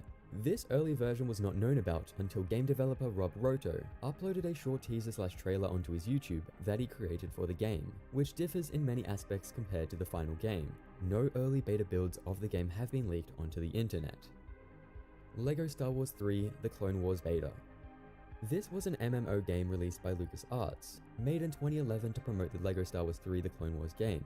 In this game, users could travel to different planets and explore within a 2D space with other players, doing numerous minigames and whatnot. This was eventually shut down in April of 2013, after being purchased by Disney. There are many gameplay videos online showcasing the game, however it cannot be played today. This Just In. This Just In was an animated adult sitcom from 2004 that was broadcasted on Spike TV. The show revolved around a character named Brian Newport, a journalist who drinks in a bar with his friends and gets into other crazy antics discussing politics. 6 20-minute episodes of this show had been made, and so far, 3 have been found which were uploaded to YouTube in 2013 by a user who goes by Bob Kiwi. The remaining other 3 still remain lost. Galaxy Boy Troop. Galaxy Boy Troop was a Japanese TV series created by animator Osamu Tezuka. This show was pretty interesting, as it would use a combination of animated scenes and puppets. The show aired on NHK from April 7th, 1963 up until April 1st, 1965. This series was about a boy named Rob, who travels around the galaxy attempting to find a material that can restart Earth's dying sun. 92 episodes of this show were made, and so far, only one episode has resurfaced. The episode was found in France and had French subtitles. It's suspected to be the 67th episode. There's also a storyboard of episode 28 and animation sequences from episode 87. The show even had a bit of merchandise made for it. There exists a very rare audiobook and coloring book. The Simpsons Game 2. The Simpsons game is one of the best games ever made. Such a cool game. This was a 2007 platformer developed by EA Redwood Shores and released by Electronic Arts. There was apparently at one point a sequel for this game being developed. Not much is known about this sequel, and the only evidence that proves its existence comes from a past employee of EA's LinkedIn page, with Simpsons 2 prototype being listed on the page. It was also stated that this game was scrapped in favor of other projects, which is very sad news. I would genuinely love to play a new Simpsons game, or hit and run game. One of those two things would be the best ever.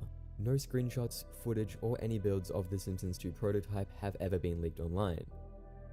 EVR Race. So EVR Race was one of Nintendo's first true video games, released back in 1975. It was a race betting game which used electronic video recording tape. There were two tapes for this game. There was one with car racing and one with horse racing. Players would need to bet on what racer was going to win, and if the player bet correctly, they would win the game. There was not a lot of interactivity since the videotapes were pre-recorded. The game is extremely rare. Good luck finding a cabinet of this anywhere. Nintendo themselves don't even have one. A few tape reels for the game, however, seem to be floating around and exist. Back in 2016 though, a cabinet had become available for purchase on Yahoo Auctions. It's not available anymore, and the cabinet that was being sold had its entire control table missing and wasn't able to turn on. So even when this rare cabinet shows up, it's pretty messed up. Rugrats: A Live Adventure. From 1998 to sometime in the year 2000, a musical based on the Nickelodeon series Rugrats had been touring around many locations. This musical was known as Rugrats: A Live Adventure.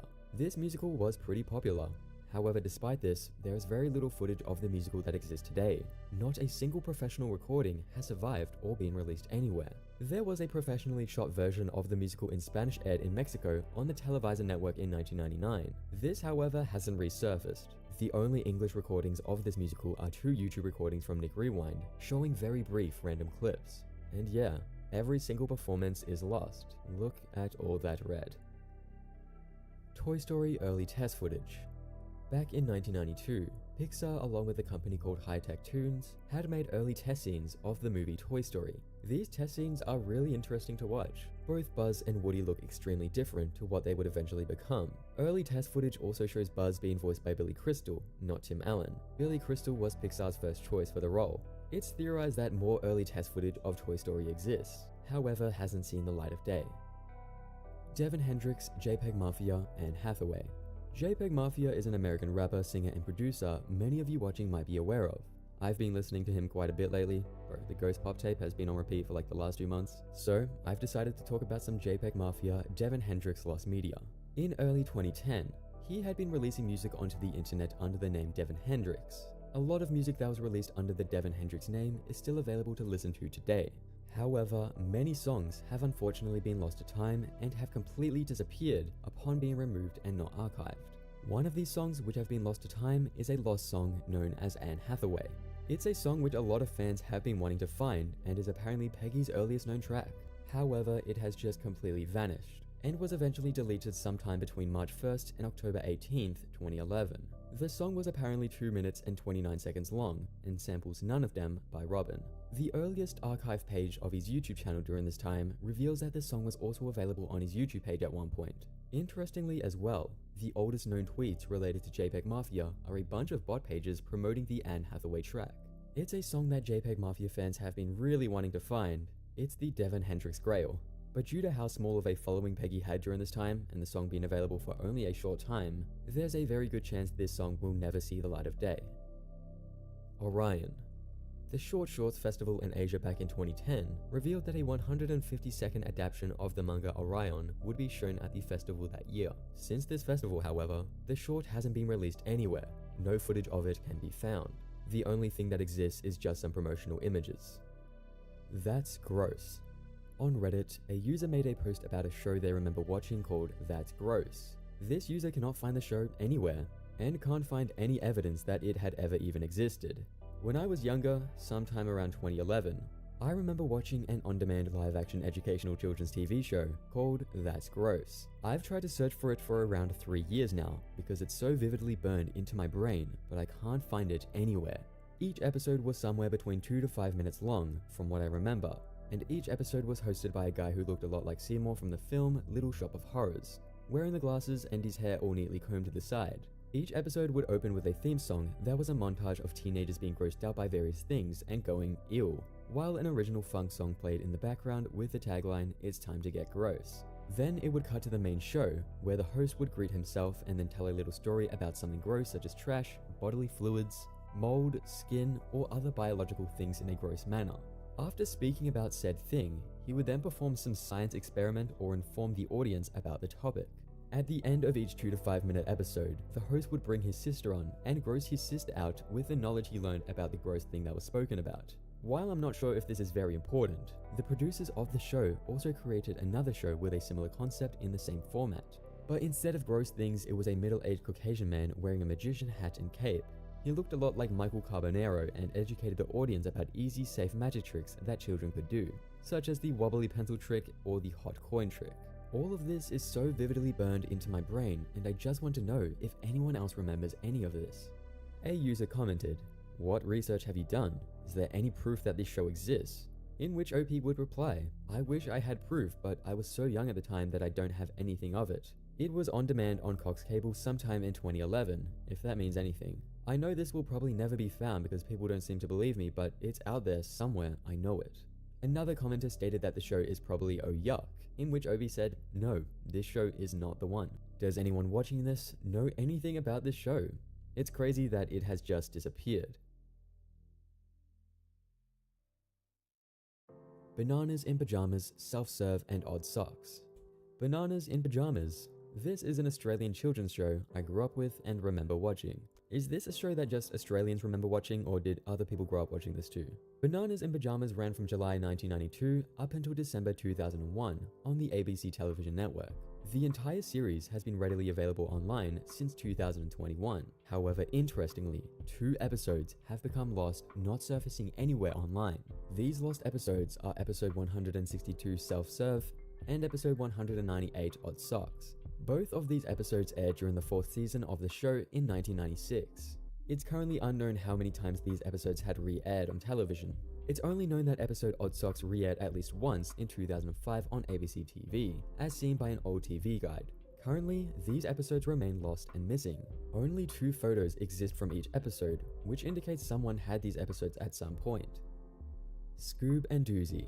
Scoob and Doozy was a children's puppet series which aired on CBC from 1999 all the way to 2003.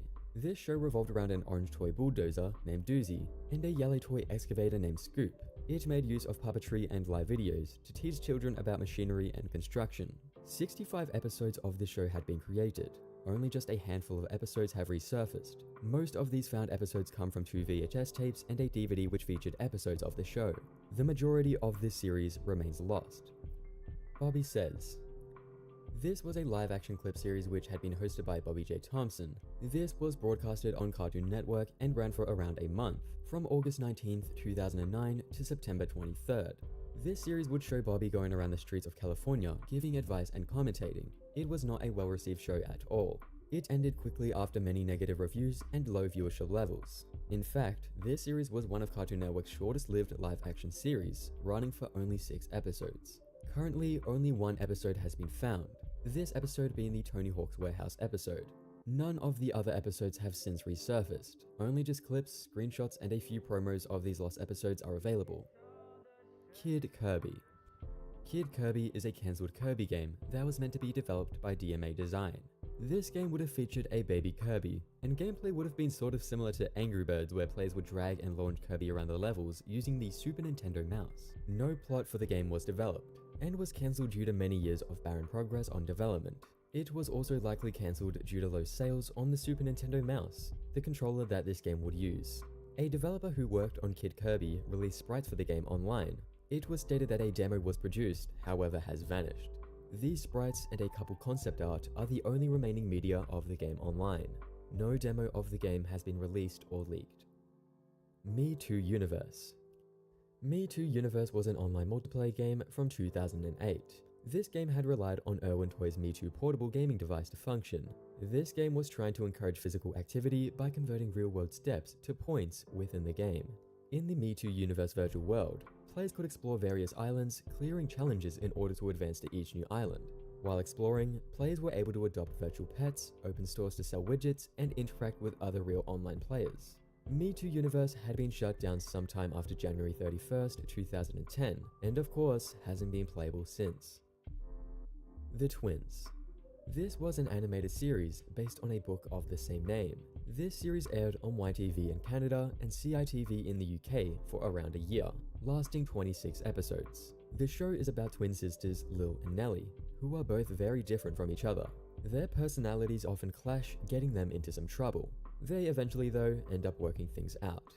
So far, only a handful of episodes have been found, while most of it remains lost. Cabbage. Cabbage was a game that was first announced in 1997, being developed by Shigesato Itoi, Zunkazu Ishihara, and Shigeru Miyamoto. In this game, players would raise a creature known as Cabbage. According to Miyamoto, the game had been in development for over 5 years. It was an interesting game. It was set to release for the Nintendo 64 disk drive, and would have made use of its internal real-time clock, so players could keep their Cabbage creature and its world running even with the console turned off. Apparently, this was also a project that they were working on without supervision of Nintendo's president. Finally, a few years later in 2000, updates on Cabbage were finally put out. Miyamoto stated that he was looking forward to getting a move on with this game, and it was planned to be playable at that year's Space World 2000. However, no screenshots, footage, or demos were ever revealed, due to other projects that were taking over space and time. News for Cabbage slowly over the years died down, and eventually in 2006, Miyamoto stated that Cabbage was pretty much a cancelled game, but revealed a lot of its concepts were transferred to other games like Nintendogs and Animal Crossing. No footage or images from this game have ever seen the light of day. Do You Trust Me? Do You Trust Me is an unreleased game which was commissioned by CBS in 2007 and hosted by Tucker Carlson. So pretty much in this game show, two contestants team up and test each other's trusting ability in order to win $1 million. They work together to build up cash, and gameplay would be influenced by the amount of trust they have for one another. The show didn't end up releasing, and no episodes have resurfaced. The only footage which has managed to make its way online was from a demo reel uploaded to YouTube in 2017. Line Go Go Twinbee. This was a free-to-play mobile game from 2013, developed by Dracol Studios and published by Konami. It was an infinite vertical scrolling shooter game in which the player would control Twinbee, a robot aircraft that shoots automatically. It was a high score based game and users would compete with weekly high score ratings. The game was eventually discontinued in 2014. Attempting to play the game after its discontinuation would leave you with just a stuck menu screen showing an error message. Champola Alone with Champola commercial. Champola is a Filipino snack well known for its flavored wafer sticks. People from the Philippines have been trying to find a commercial that aired back in the 90s advertising this product, which aired on local channels like ABC5, RPN9, and GMA7. According to the Lost Media Wiki, this is the premise of the commercial. The commercial starts with a kid eating champola while watching a horror movie. A bust sculpture was seen in his back and the sculpture stared and saw champola. Each wafer stick is going outside of the box and the sculpture was seen eating it with the voiceover saying, "So deliciously crispy." Someone then went into the kid's house with the kid being scared and he took a baseball hat and he hides. The kid screamed and pointed a weapon at someone that went into the kid's house. It turns out it's his friends and they laughed at him. They happily ate champola and the bust sculpture laughed in an evil manner. The kid and his friends got scared and ran. The slogan and product appeared with the sculpture in the background with the voiceover saying, "Champola wafer sticks, one stick is not enough," followed by a sound effect of the sculpture's evil laugh. The said commercial was animated, especially the eyes and the mouth. It is said to have a creepy male voiceover and ominous background music. This commercial sounds so chaotic and just crazy. I don't even know what was happening half the time in that premise. To this day, the commercial hasn't resurfaced anywhere within the internet and is now considered lost. Not seen the light of day since the 90s. Kung Fu Panda World. Kung Fu Panda World was an MMORPG developed by DreamWorks released in 2010. Players would be able to play as characters in style with the film and play all different types of online games featuring locations from the Kung Fu Panda movie. A lot of time and money was put into the game, however it was unsuccessful. Since the game wasn't making a lot of money, it was eventually shut down, becoming unplayable and now a piece of lost media. Drawn Together Pitch Pilot. Drawn Together is an adult animated sitcom which aired on Comedy Central for quite some time. It's a series which is advertised as being the first ever animated reality TV series. A small pitch pilot was put together when pitching the show to Comedy Central. Not much is known about this pilot. The only production details for it come from a 2003 Variety article that states it has a length of 4 minutes and was screened prior to October 2003 for the then programming executive of Comedy Central, Lauren Caro, who immediately allowed the project to go forward. The only piece of footage from this pilot which has resurfaced comes from a behind-the-scenes documentary on the Drawn Together movie, the movie DVD. The footage of the pilot scene in this is extremely brief and lacks audio. From what is seen in this brief pilot clip, it is very different from the final series, having choppier, rougher animation and many characters containing designs that wildly differ from those seen in the actual show. Apparently, those who worked on this pilot are not very fond of it, and for that reason, it's unlikely it will ever see the light of day. Pinky and the Brain Game. Back in 1997, a Pinky and the Brain game was planned to be released for the Sega Saturn and PlayStation. It looks like it would have been a 3D game in which you could control Pinky or the brain and attempt to take over the world. The only evidence that this game was at one point being developed comes from an archivekonami.com page, showing what looks to be cover art and cutscenes. No prototypes, footage, or any other screenshots of the game have resurfaced. Interestingly though, the composer for the game had put the soundtrack to the game on their SoundCloud, so there's that. Lelukan Demilka.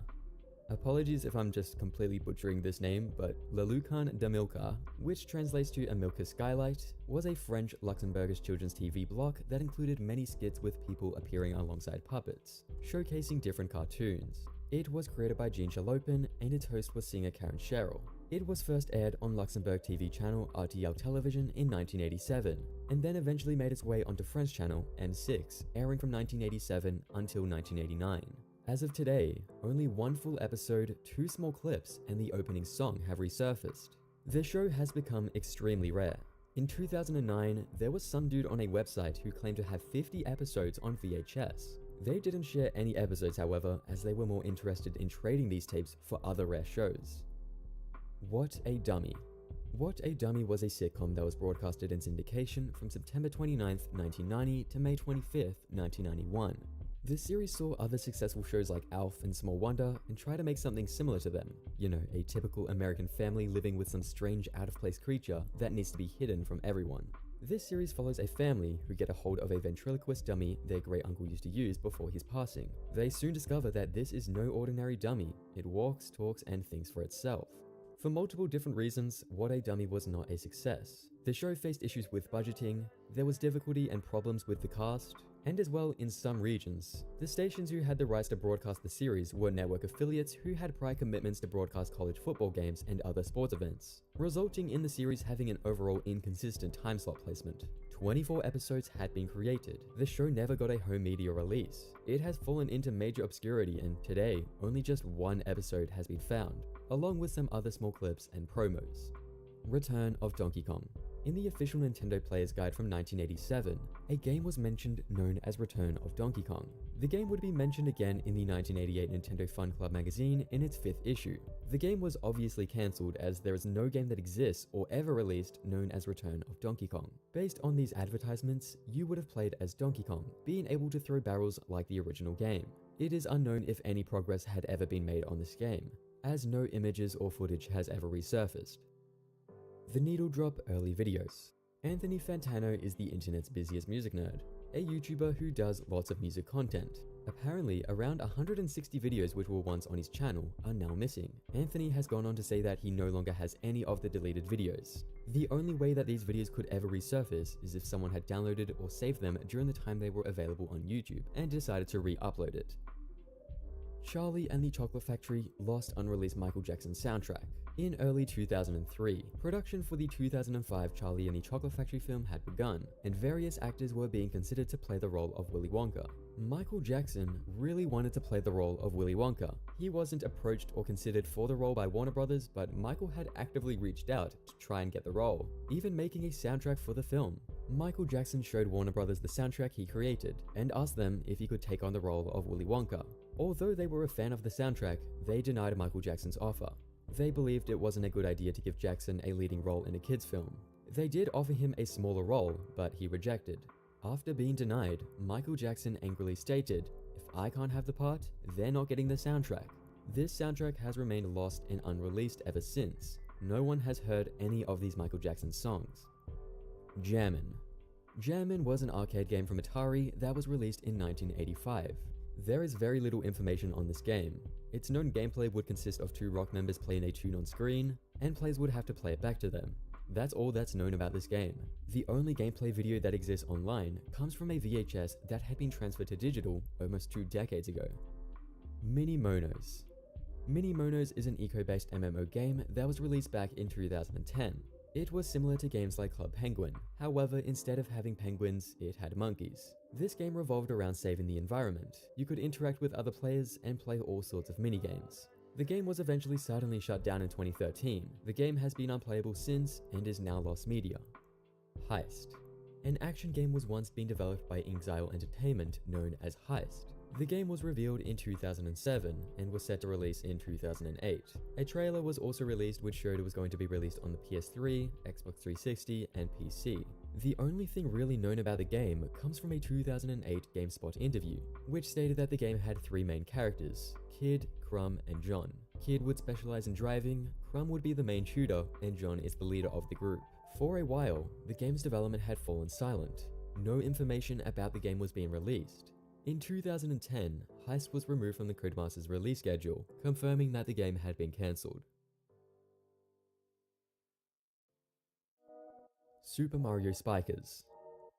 During the Wii's early years, Next Level Games, the company behind Super Mario Strikers and Mario Strikers Charged, had plans to release a Mario-themed volleyball game which incorporated wrestling elements, known as Super Mario Spikers. They made lots of content for the game, concept art, animations, even a playable prototype. After showing this all to Nintendo, it was outright rejected due to the game violence going against their code of honor, and the game quickly stopped any development. No footage of this playable prototype has surfaced or leaked. The only things of this game online are prototype animations and a variety of concept art. Leader Dog. This was a 3-minute animated short series which aired on Nicktoons from April 18th, 2004, running for 13 episodes. It was about a normal dog and his adventures which are captured by aliens, who mistake him to be Earth's leader. The majority of this series has become found, however 2 episodes, known as TV or Not TV, and Halloween, are still yet to resurface and are lost. Mixed TV Presents M&M. Mixed TV Presents M&M was a PlayStation and PC game that was developed by Conspiracy Entertainment, and was based on rapper Eminem. The game was revealed on May 14th, 2003, and was to include different puzzles to complete, 4 Eminem music videos, and unnamed bonus material. The game had been fully finished, and plans to create other Eminem games were already in discussion. However, Eminem's representatives had pulled out the deal with Conspiracy Entertainment, due to hopes of finding a bigger company to release the game. Conspiracy Entertainment would go on to file a $5 million lawsuit because of this, and the game was never released. No footage or images of the game exist. Interestingly though, there is an IGN review for the game, detailing some information about it. Nuclear Sub Command. Nuclear Sub Command is an extremely rare and obscure game which was developed around 1992 by VMC Software. This was apparently a realistic nuclear sub simulation game made for the Commodore 64 and was being sold in a 1992 issue of the US magazine Run. The thing is, this advert from the magazine is the only known presence of the game out there. No screenshots, footage, or even the game itself have resurfaced at all. There's a chance it was left unreleased. Or maybe it did release, and not a lot of people bought it. So it's just become an extremely obscure and rare game. Family Guy pitch pilot. Sometime in 1998, a pitch pilot for the series Family Guy was created. Fox had given Seth MacFarlane a small budget to create a pitch pilot. Seth, along with Jim Keeshan Productions, spent 6 months out of his house animating the pilot. This pilot would become the series premiere, containing many differences such as different character designs and clothing, having multiple scenes cut, and containing better animation. The first 7 minutes of the pilot was found within a Family Guy DVD set that was released in 2003. However, this was just half of the pilot. The rest of the pilot from this DVD was cut and replaced with a coming soon bumper. Proof that there was more to this pilot comes from a fan's tripod site, which contains different low-quality images and a few articles on Blogspot. Some short snippets of the pilot can also be found in a Seth MacFarlane interview, as well as an early commercial for the show. Back in 2002, 7 QuickTime player clips of the full 15-minute pilot were available for download on a fan tripod site. These clips had the same low-quality look as the images which were found on the other tripod site. It's theorized that the full pilot was once online and shared around, yet it still hasn't resurfaced. Laser clay shooting system. In Japan, during the 1960s, bowling had become a popular fad, and like all fads, the popularity of it had declined. Most bowling alleys were abandoned in 1971. The president of Nintendo at this time had planned to make use of these new abandoned facilities. These plans would turn into the laser clay shooting system. It can be said that this was Nintendo's first experience with the video game industry. Despite the laser clay shooting system not technically being a video game, it would make use of a projected 16mm film, and players would stand holding light guns, aiming and shooting at targets, clay and clay pigeons that were projected from the film onto the back wall of the building. A computer would calculate if a target was hit or not. This was a big success, and was a big inspiration for Nintendo to get into arcade gaming. The laser clay shooting system has not resurfaced since. Any machines and this game have disappeared. There's only photos from the 70s when it was used. Spinning Man Ed Sheeran album. In 2004, Ed Sheeran had created an album known as Spinning Man. He would discuss this album in a book he wrote. In 2004, I made my very first album, Spinning Man, named after a picture that my dad had. I burnt the CDs myself and made the covers. There were 14 songs, and they were all songs that rhymed. One lyric went, "I'm a typical average teen, if you know what I mean." There are probably 20 copies of Spinning Man in existence, and I have 19 of them. I don't want anyone else to get a hold of a copy. Most of these songs are lost. Ryan Starr lost MySpace songs. Ryan Starr is an American Idol contestant who played 7th during its first season. Ryan Starr would go on to pursue a career as a rock artist, releasing a single called My Religion in 2004. This single had managed to reach the top of Billboard's Hot Digital Songs chart, and eventually even ended up making the Guinness Book of World Records for the most exclusive single downloads in iTunes history. Around the time My Religion was released, she had uploaded 6 different songs onto her MySpace page. As you may know, all music files uploaded to MySpace before 2015 have become unplayable. All of these songs have been lost to time, and are not available anywhere online except for one known as 7am, which had been uploaded to YouTube back in 2021. Emerald Island. Emerald Island was an environmentally themed MMO, which was created by Fluid Entertainment Inc. The game launched November 3rd, 2008, and ran until late 2009. The tone and gameplay was designed for children, and was very similar to other MMOs at the time, such as Club Penguin or Animal Jam. The game apparently had $3.2 million in funding through Trinity Ventures. That's a lot of money for a game that would become so obscure and shut down very quickly. Very little is known about the game's development, most likely due to the fact it only lasted for about a year. Fluid Entertainment had been sold off to another unnamed company, which is the reason for the game's shutdown. Both the original websites for Emerald Island and Fluent Entertainment Inc. have since gone defunct. It appears that no assets from the game survived. The game has become super obscure. Art Museum Standard Federal Bank commercial. This was an animated advertisement for the Standard Federal Bank, which aired at least once, likely as a local funding promotion on Detroit PBS station WTVS, though it may have aired instead of other Detroit area stations, perhaps during the late 1990s. This description is what the ad is remembered to be. The ad started at a staircase in an art museum, and panned across a hall with various art frames hung on a green wall with silhouettes of people in the foreground, before ultimately arriving at an art piece of the Standard Federal Bank logo, with new age music playing in the background. There may have been a female voiceover as well. For well over a decade now, people have been in search of this missing commercial. In early 2013, Lost Media Wiki contributor and creator of the wiki article centering this case, The Yoshi State, made a mock-up of what the ad may have looked like using the Trimble SketchUp program and uploaded it to the Trimble 3D warehouse. There is a station ID used by WTVS from the early 90s that lasted into the late 90s, which share very strong similarities with the Lost Standard Federal Bank ad. mainly the museum-like environment at the beginning and the dominating green color scheme. The Itsy Bitsy Spider. The Itsy Bitsy Spider is an animated series which is based on the short film by Hyperion Animation that debuted alongside the 1992 animated film Bebe's Kids. The series aired on the USA Network's USA Cartoon Express.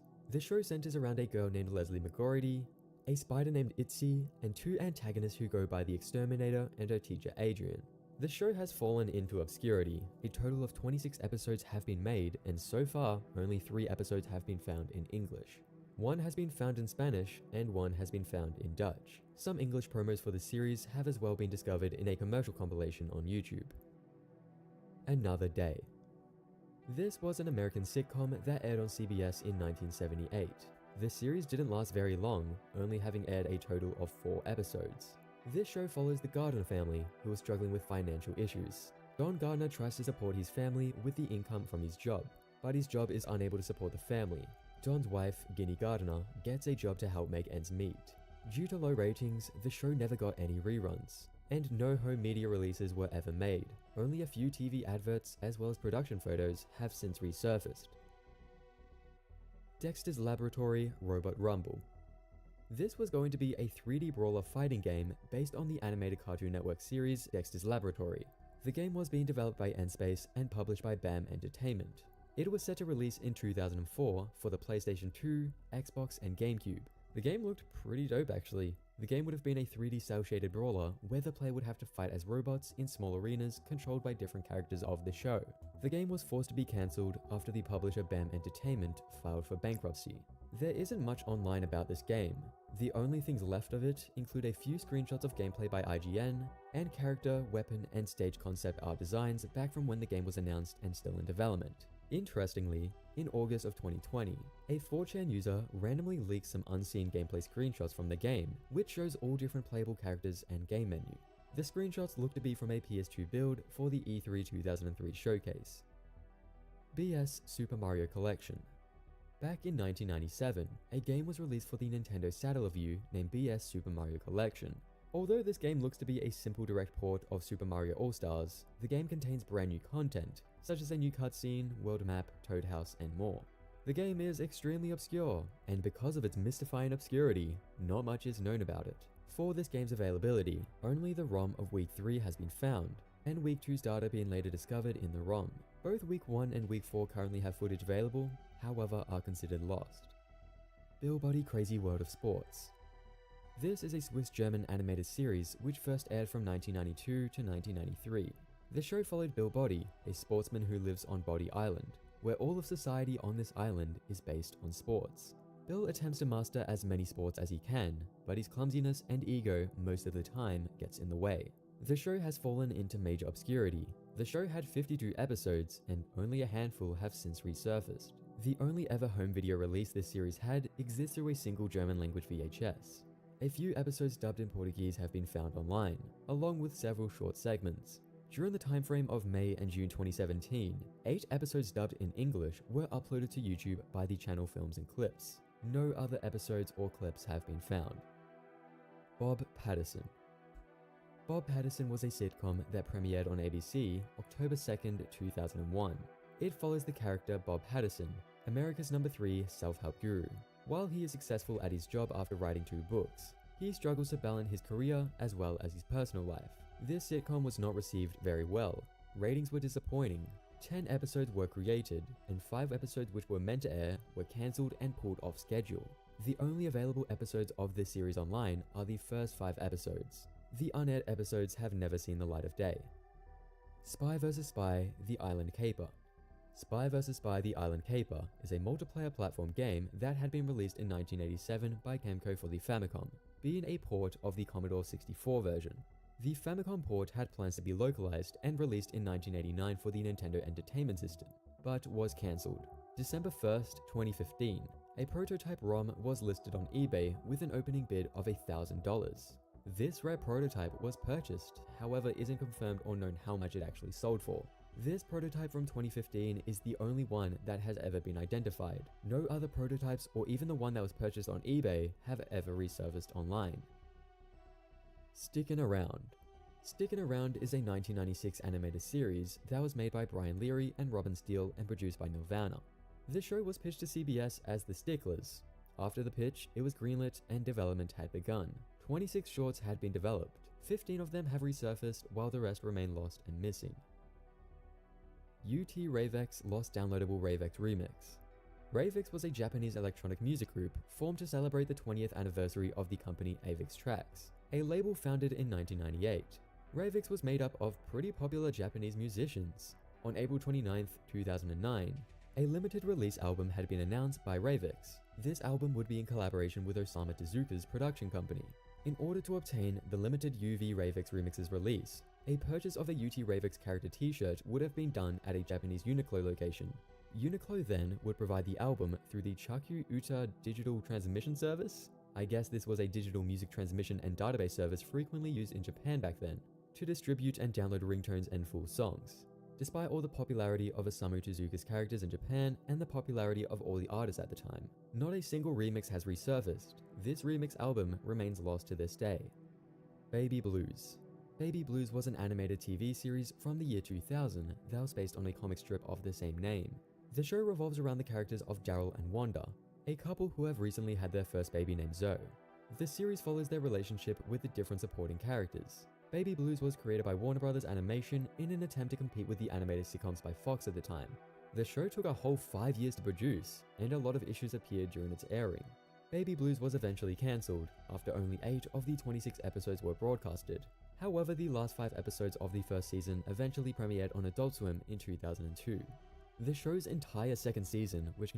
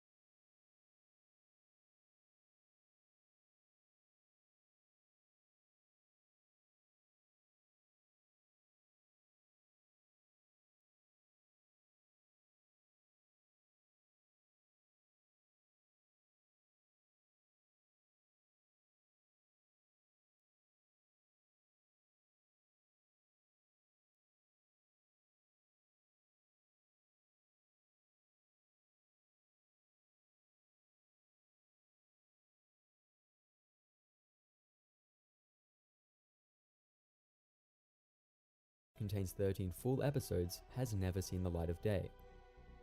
Iditon Jump English dubs. Iditon Jump is an anime that aired from October 1st, 2005 to September 9th, 2006 in Japan. In its Japanese run, the show lasted 52 episodes.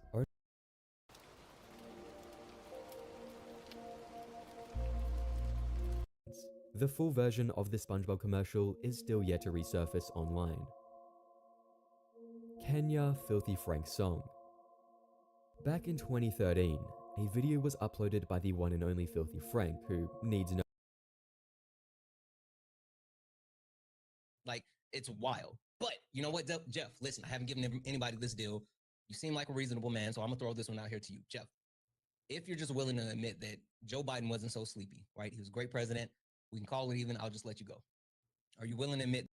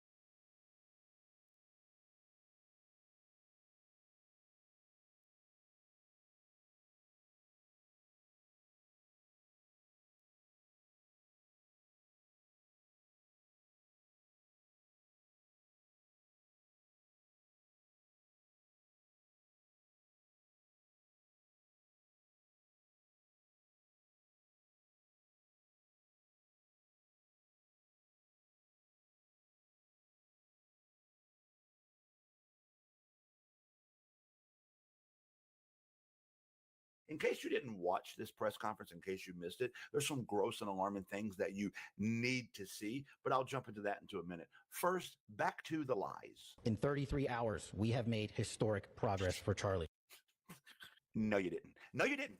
We got him. This is what happens when good cops be good cops. This is historic progress. Why don't we let the governor tell us what really happened? Because the shooter wasn't caught. Governor, tell us what really happened. Before I get into this full breakdown, please like the video, comment, and subscribe. On the evening of September 11th, a family member of Tyler Robinson reached out to a family friend who contacted the Washington County Sheriff's Office with information that Robinson had confessed to them or implied that he had committed the incident. Oh, so wait a minute. You didn't catch him. He confessed to a family member and they turned him in. He spent the first half of this press conference talking about how good cops are good cops and we did so much work. Kash Patel at one point went into all the assets they used. We used fixed wing assets. We were flying back and forth across the country. He talked about the vice president being there, the president being there, and all this wasted money, time, and effort. You didn't catch him. He turned himself in. You know what you also didn't do? You didn't mention that he was a cishet white man raised by Republican parents in a red state around guns. You didn't mention that. You didn't mention that he wasn't a left-leaning lunatic. In fact, you provided some uncorroborated evidence in this conference that will allow people to continue to think he is a left-leaning lunatic. You provided some unverified single-source information that played into that narrative, didn't you? Listen to what you did say. Let's play what you did say. Investigators interviewed a family member of Robinson who stated that Robinson had become more political in recent years. The family member referenced a recent incident in which Robinson came to dinner prior to September 10th, and in the conversation with another family member, Robinson mentioned Charlie Kirk was coming to UVU. They talked about why they didn't like him and the viewpoints that he had. The family member also stated Kirk was full of hate and spreading hate. The family member also confirmed Robinson had a gray Dodge Challenger. So, this story hasn't been vetted. This is a single family member telling them about a single interaction they had with him. Now, this story could be true word for word. I'm not saying it's not. But this is irresponsible to report it this way because, first of all, let me say a few things. First of all, there are people in my own family who don't agree with me politically because they are MAGA and they misrepresent my views all the time. That's number one. When you're talking about a single source of information, you got to take into account personal opinion and personal interpretation. Second of all, not liking Charlie Kirk is not exclusive to being on the left. In fact, did you know that well-known white supremacist, well-known white nationalist Nick Fuentes has been beefing with Charlie Kirk over the last week on the internet? Nick Fuentes wants Charlie Kirk to debate him, and Charlie Kirk was refusing to do so. And they got this little online squabble. I won't go into all the details of it because it's not the point. The point is Nick Fuentes isn't far left. He's far right. And those who are around Nick Fuentes, who follow Nick Fuentes, who also don't like Charlie Kirk, they are not far left. But you didn't provide any alternative context like that, did you? You just provided this single family source's story because it plays into this far left narrative that he's politically motivated and doesn't like Charlie Kirk. People are going to say that's the left, but in fact, it could very well be the far right. You didn't say, hey, don't jump to conclusions, did you? You didn't verify this family member story in any real way, did you? You just provided it because it plays into the narrative. You provided it so that people could recklessly jump to conclusions, just like you provided the information on the shell casings. Remember the shell casings that were supposed to be transgender anti-fascist engravings? Let's see what you said about the shell casings. Investigators noted inscriptions that had been engraved on casings found with the rifle. Inscriptions on a fired casing read, "Notices bulges, capital OWO, what's this question mark?" How is that transgender anti-fascist? No, that's actually this. You know, if you go to the habitually online side of Reddit, you'll see that meme all over the place. It's a repeated phrase. It's an online meme. It's people who are habitually on that side of the internet just repeat it. It's like an inside joke kind of thing, but it's not transgender anti-fascist. What else was on the shell casings? Inscriptions on the 3 unfired casings read, "Hey fascist, exclamation point, catch, exclamation point." So, hey fascist, catch. That's probably anti-fascist, you're right. Does that mean it's the Antifa of the left that you always refer to? No, it doesn't mean that, because the alternative context here is that there are plenty of people across the entire political spectrum who are against fascism. But you know that people will read that as anti-fascist, which will read that as Antifa, which will read that as left. You provided no alternative context because you are okay with people jumping to conclusions. Up arrow symbol, right arrow, and symbol, and 3 down arrow symbols. Up, right, down, down, down. That's video game language. In fact, I wouldn't be surprised if this other stuff is video game language. Hey, fascist, catch this. That's probably from a video game as well. I don't know, but because it's a company with up, right, down, down, down, I must assume it is. This guy was probably a gamer. A second unfired casing read, "Oh, Bella Chow, Bella Chow, Bella Chow, Chow, Chow." It's from a song. It's an anti-Nazi song, but that doesn't mean that it's from the left. You just know that if it plays into the anti-Nazi, anti-fascism narrative, that people will assume it's from the left, when again, there's plenty of people on the far right who are anti-Nazi, anti-fascist. And a third unfired casing read, "If you read this, you are gay, LMAO."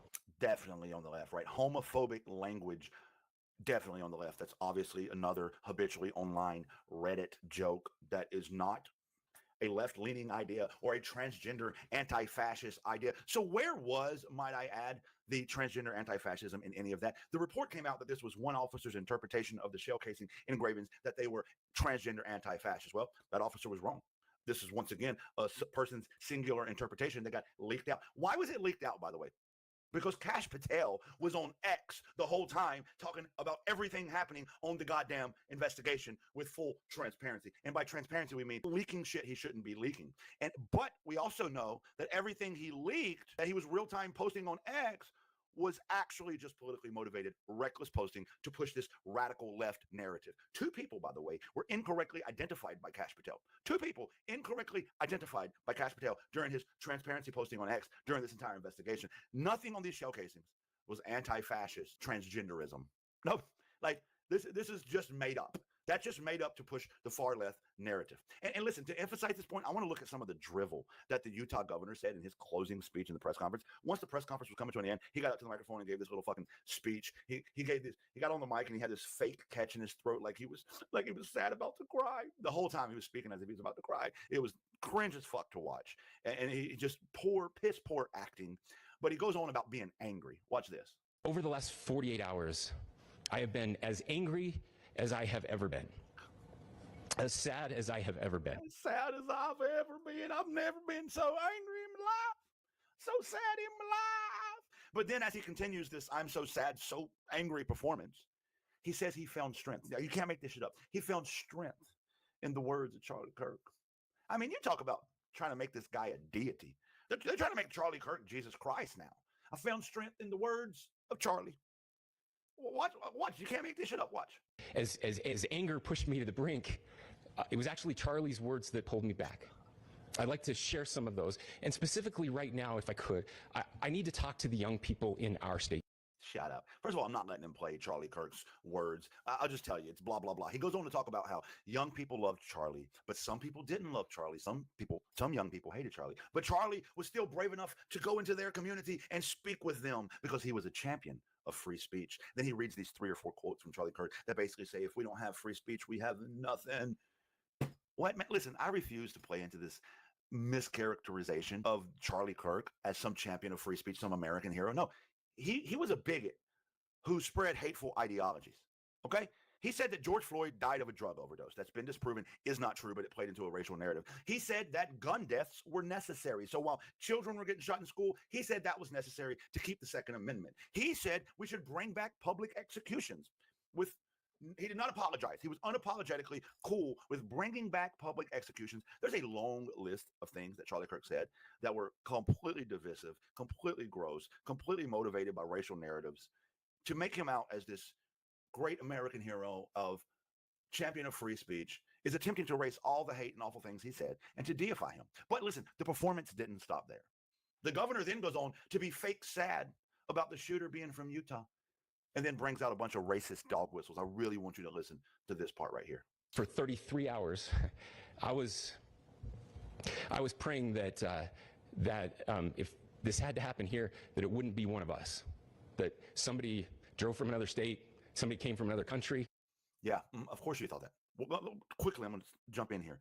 He's praying that they're from a blue state or out of country so he can play into the blue state narrative or the xenophobic foreign terror narrative. That's what he was praying for. Okay? That's what he means by that.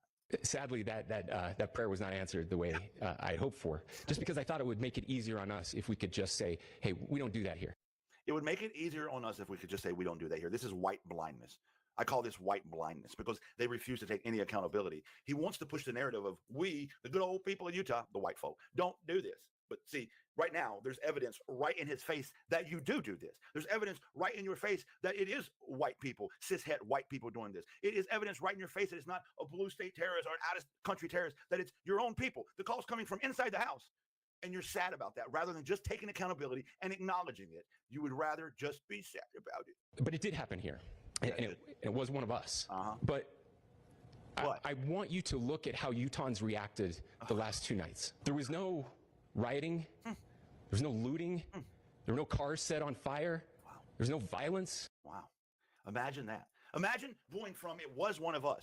And rather than taking accountability for that and addressing that and having some introspection, he found a way to immediately jump as fast as possible to these racist dog whistles, rioting, looting, cars burning. These are the same language that's been recycled from the right forever. And they're basically, he's referencing the Black Lives Matter protests. They mischaracterize these protests as being riots and looting and burning cities and burning cars, when that's not true. That's a mischaracterization of the Black Lives Matter protests. But also, let's be abundantly clear. When these protests were happening, when they were protesting the murder of people like George Floyd, that Charlie Kirk mischaracterized as having died of a drug overdose when he was in fact murdered by Derek Chauvin. It's ironic you bring it up. But when they were protesting those murders, it's because historically, those murders continue to happen over and over and over and over without any accountability. And there comes a point where like enough of this, it has to stop. However, this type of murder that just happened, the Charlie Kirk assassination, this white on white crime that just happened, there's no historical context where that just happens over and over and over without justice and accountability. One thing the good white people of Utah could take comfort in, and the white people of this country could take comfort in, was that there was going to be justice when and if the guy was caught. Because anytime you kill a white person, especially a well-known rich white person, there's going to be some accountability. So why would anybody need a protest? This is an absolute false equivalency and a mischaracterization just to get a dog whistle out. It was gross and it was also loud. And then he says this. There were vigils and prayers and people coming together to share the humanity. Is that a fact? There was people and prayers and vigils. No, there was HBCUs across the country being threatened. The shooter was white. Shooter was a cishet white male. There was HBCUs across the campuses across the country receiving threats. There was people all across social media. I can play you video after video after video declaring war on the left, revenge in the left. This was a radical left. We need to get together and as offline and come up with a plan to avenge Charlie. That's what's happening, and you're just skipping over that.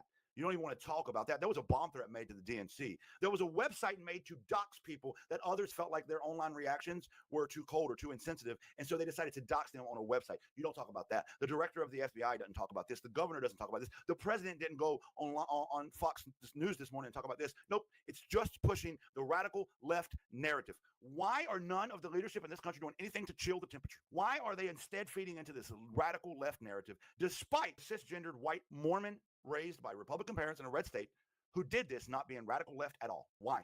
We all know why. They have an agenda. They have an agenda. And I'm going to tell you something. This agenda needs to raise alarms and red flags for you if it hasn't already. The president, the director of the FBI, the governor of Utah, the leadership of this country are purposely and intentionally stoking the flames of civil unrest in our country. And they have no intention, none, of bringing the temperature down. This is dangerous. And I don't see them changing their ways, because they see this as a way to silence opposition and seize full autocratic power.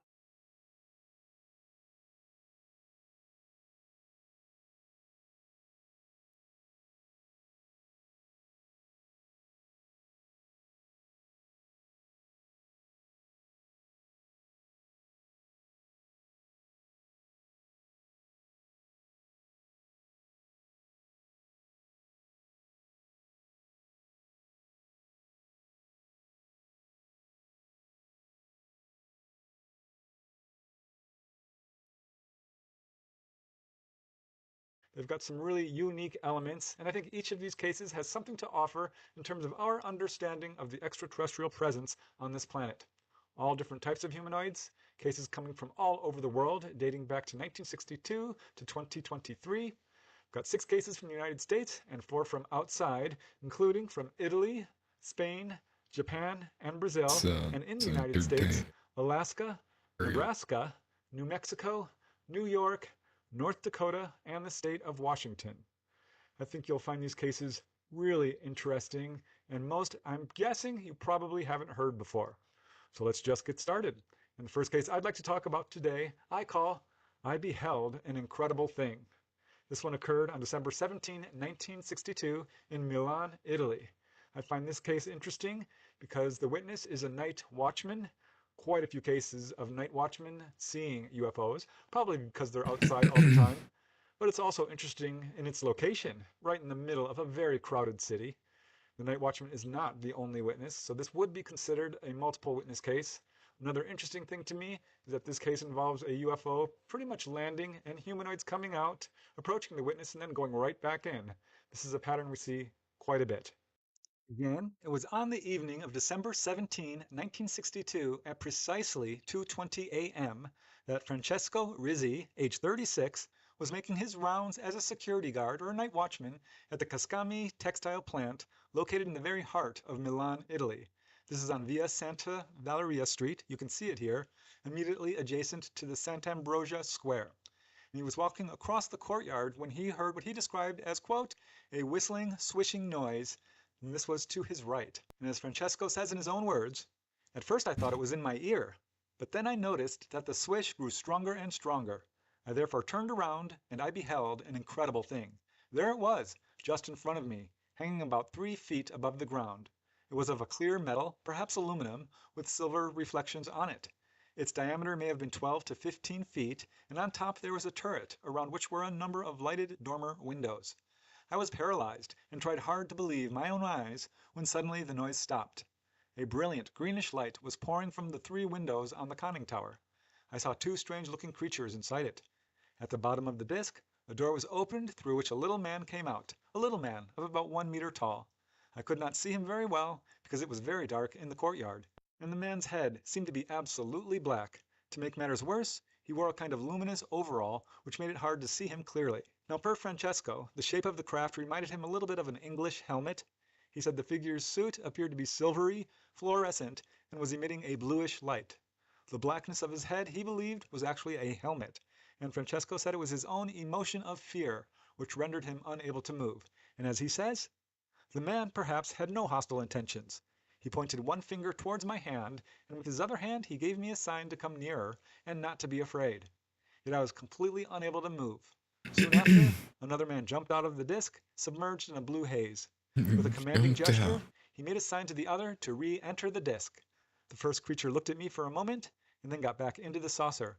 Suddenly the door closed behind them both, the swishing noise started again, and the disc took off vertically and disappeared in a cloud of white smoke. So now that the craft and humanoids were gone, Francesco recovered his mobility, and he rushed out of the courtyard and immediately told another night watchman what he had seen. His co-employee told him to go report the incident to their superior, a man by the name of Mr. Pocentesta, which of course he did.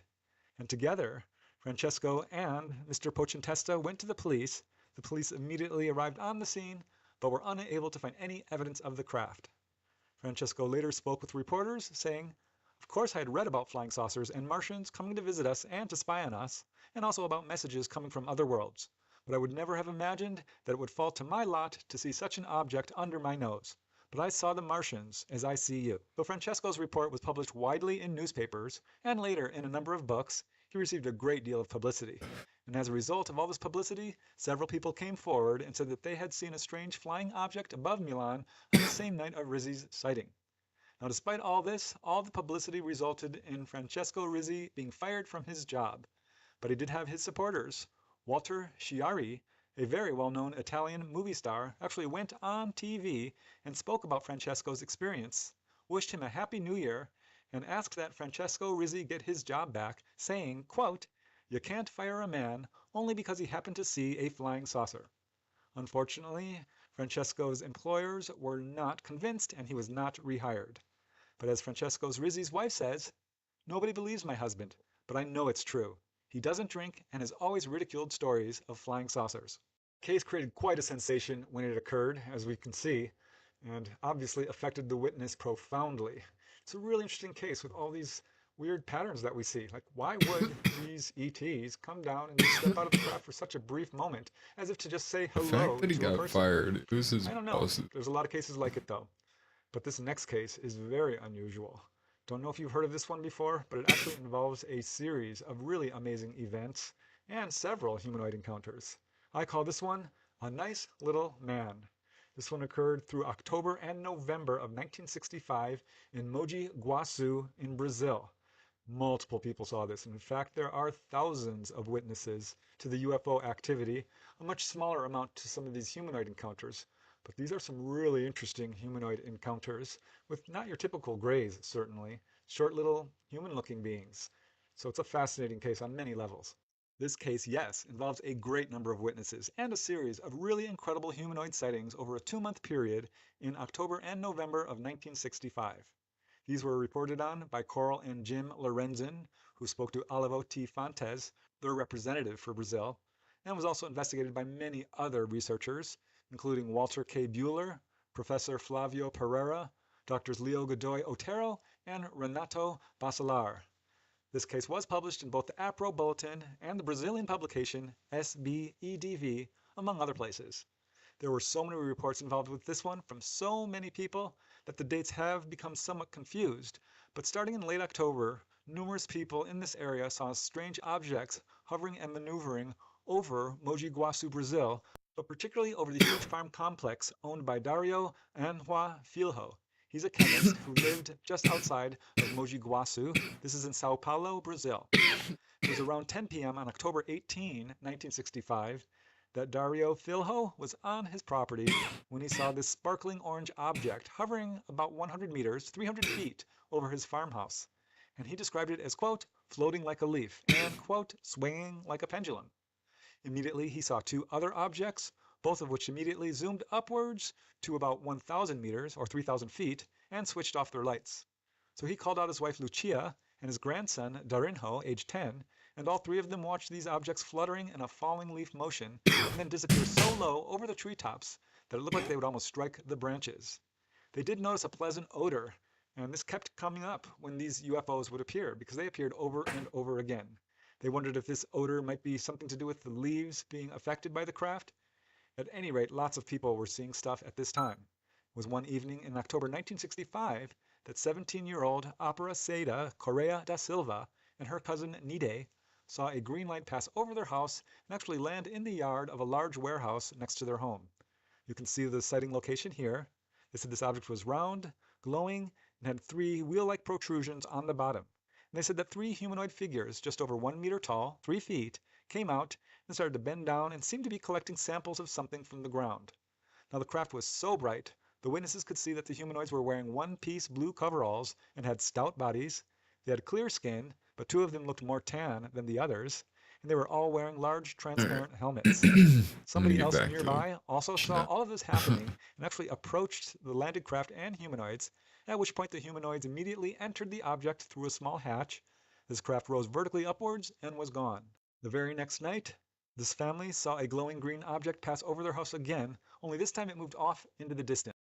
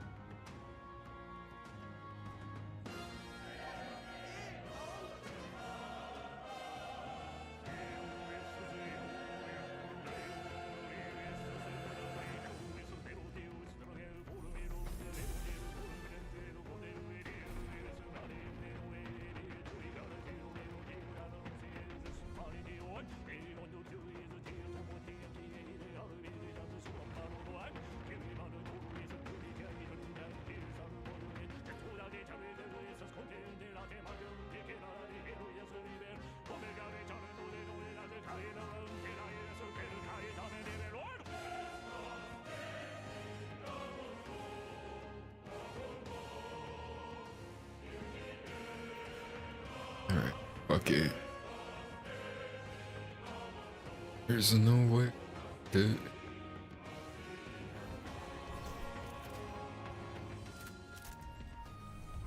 My throne is where I say it is.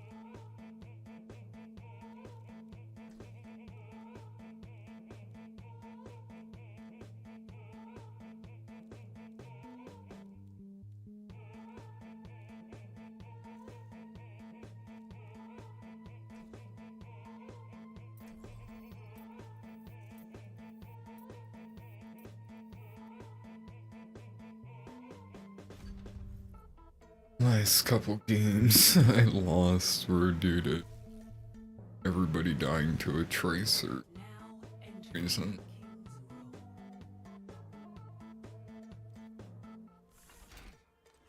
Yeah.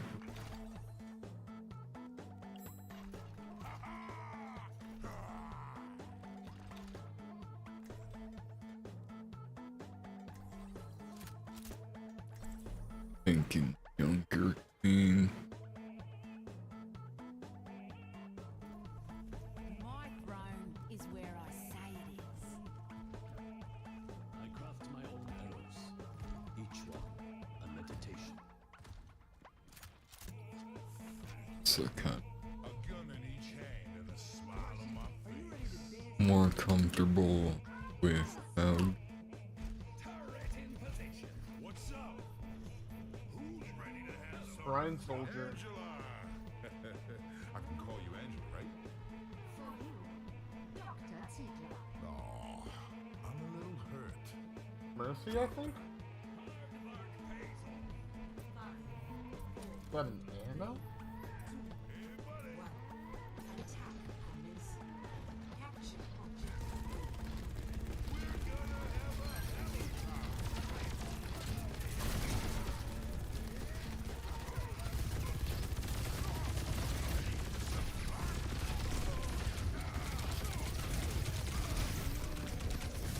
Oh.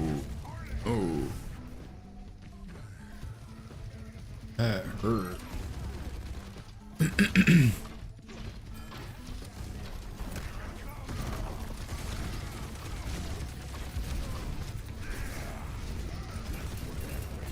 Ooh, thank God. Sucks like the rest of us.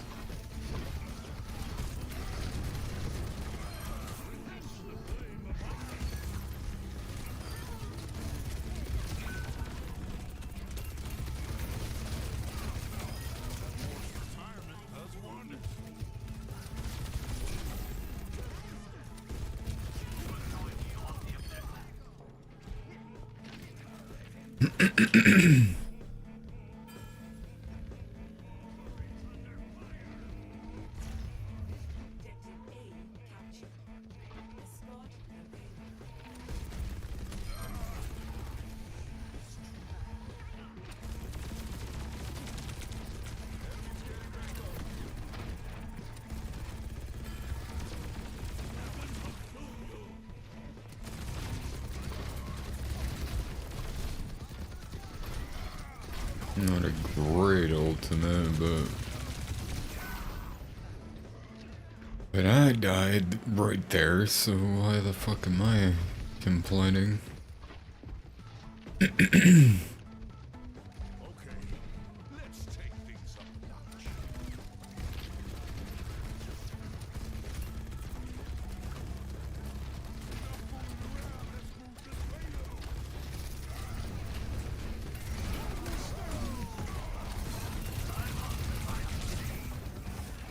This ends now.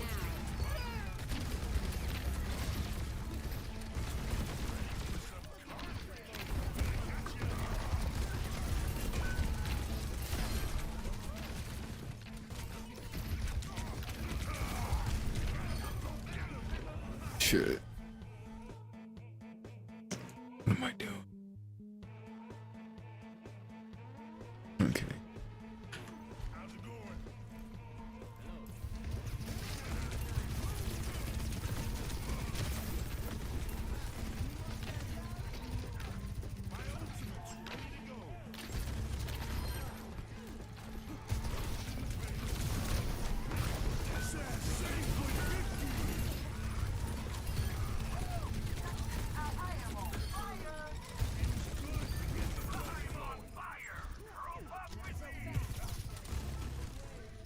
Where the fuck are you?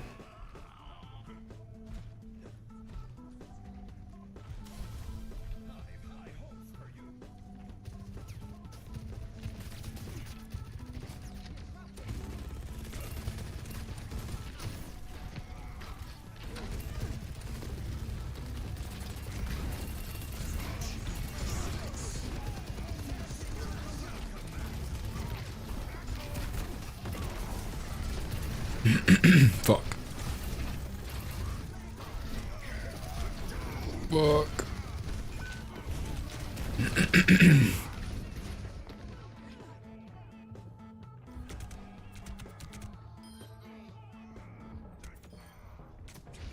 God, what am I?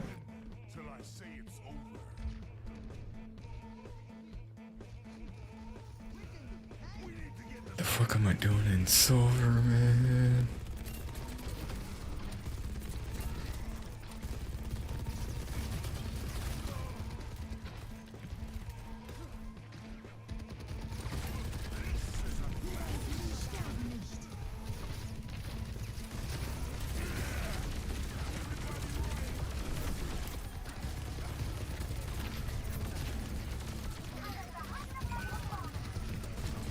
Oh, what the fuck am I doing? See, I do belong here.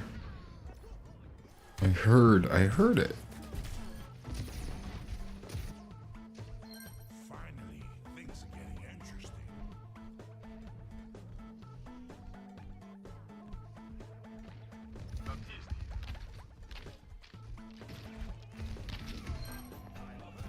Nice.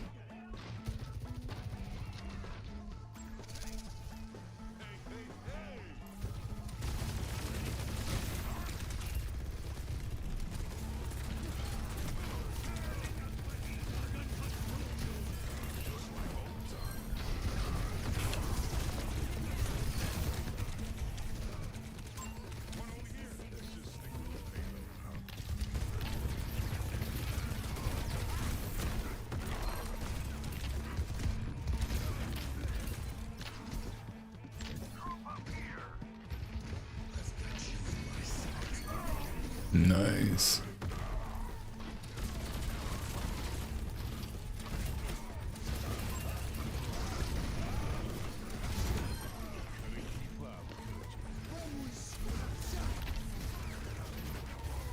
Are you fucking kidding me?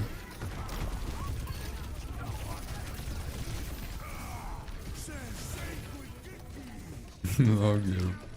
I'll get him.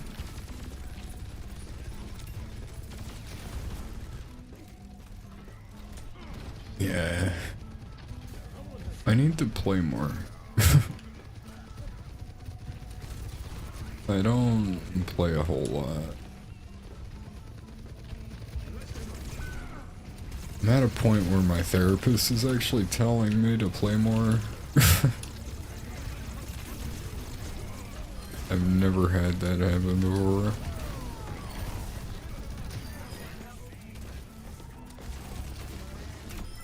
Get fucked.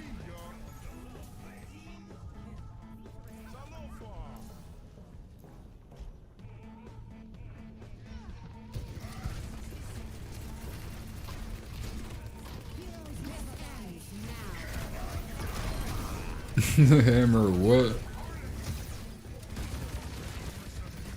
Hammer, what now?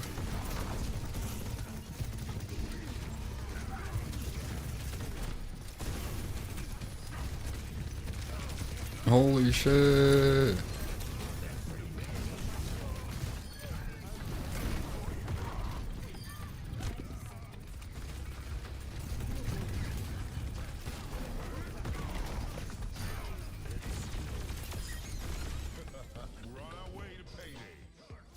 Shot that rat.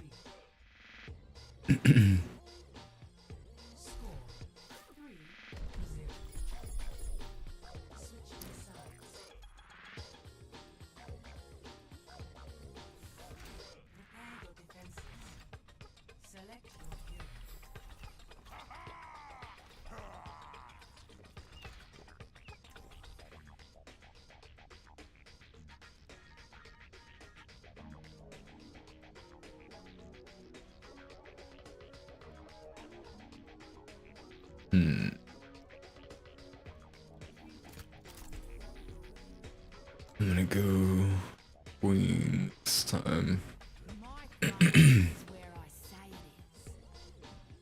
They have to get close, so.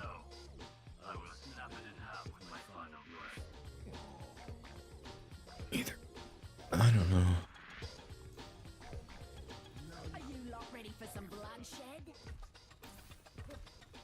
me, yeah?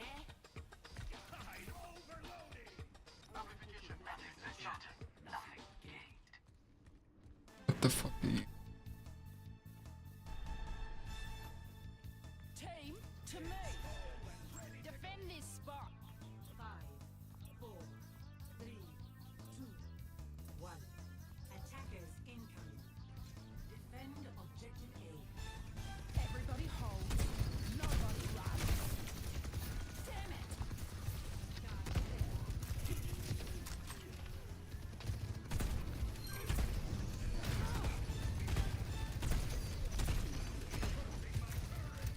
Oh, turret's dead.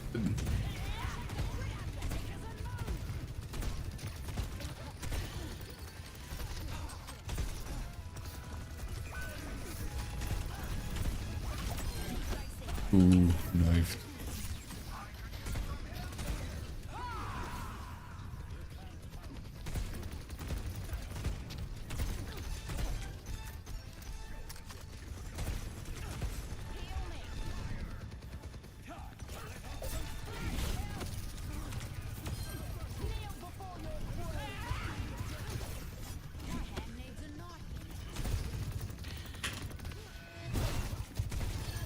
Yeah.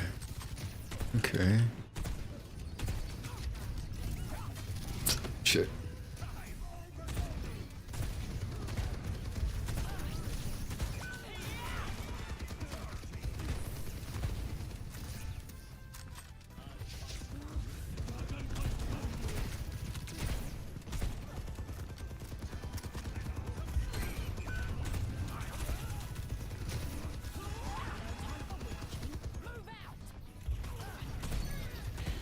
Come on, guys. Don't get fucked up by that rat.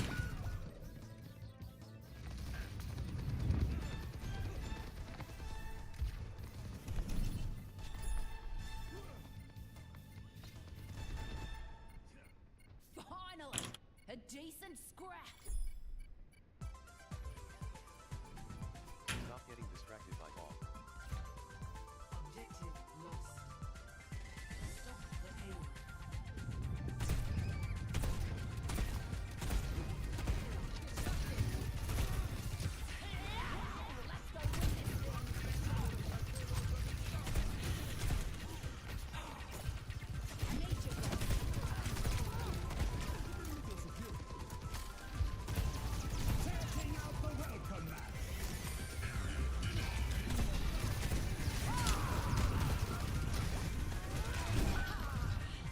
What the fuck?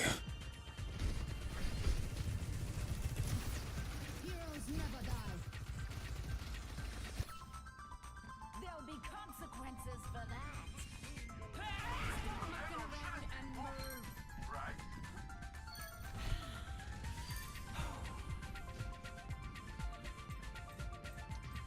Willpower burns within me.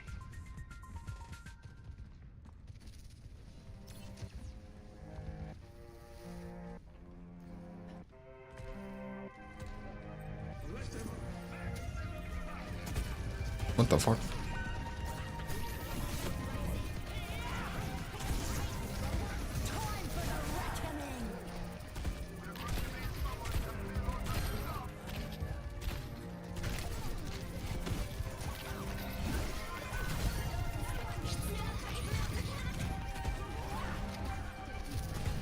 Some oops.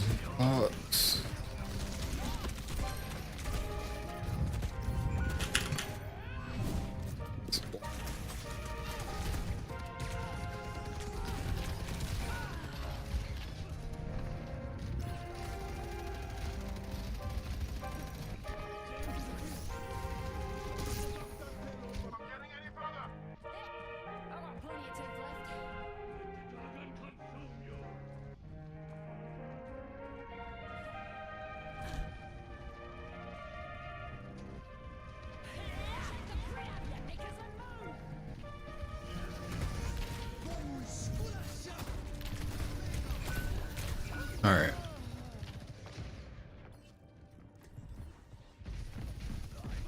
Swapping the hazard. I'm done with this stupid ball.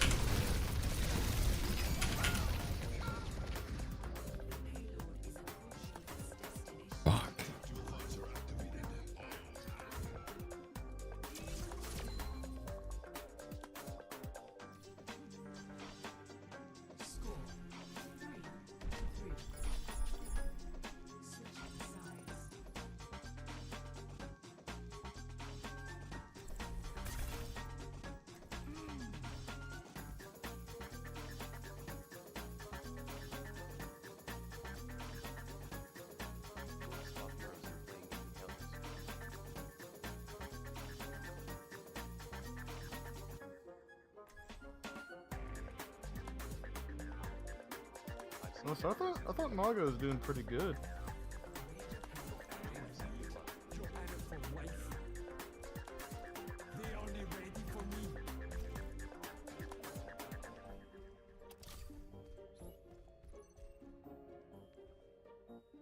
Always looking sharp, brother. My arrows will never dull, as long as my will stands strong. I meant your hair, but nice to know. Hey! Let's finish this quickly.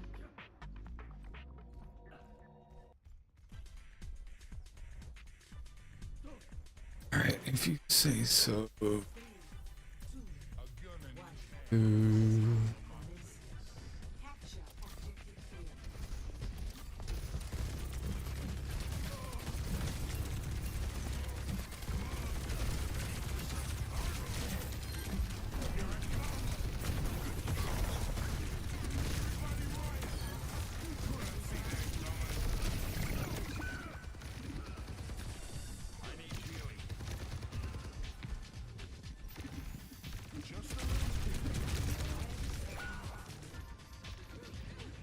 What the fuck?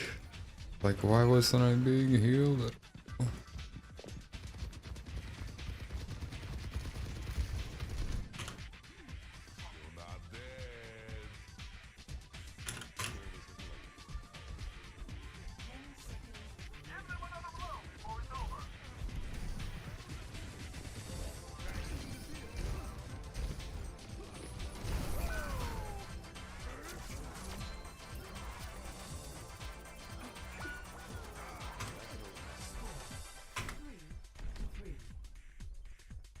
Switching sides. Didn't have a choice. What? How? The timer?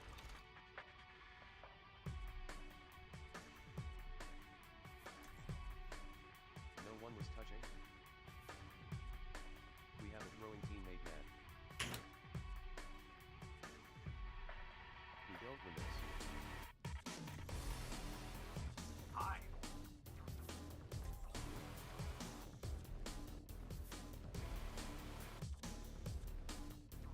Good attitude. Sure.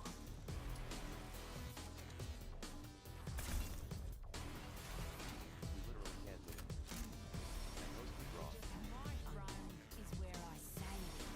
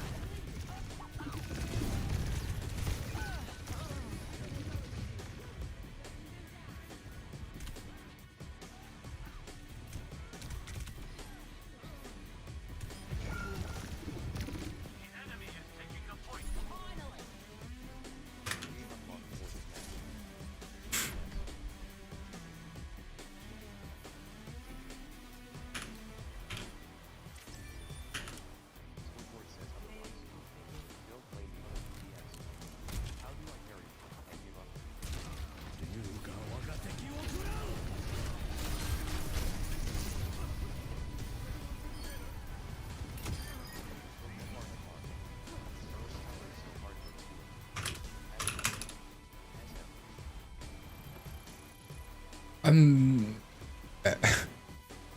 Oh my god.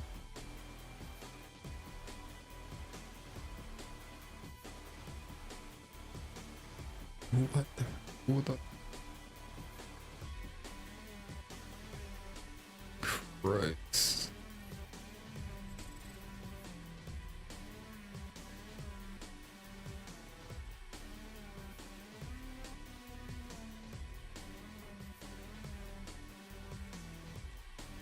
Holy shit.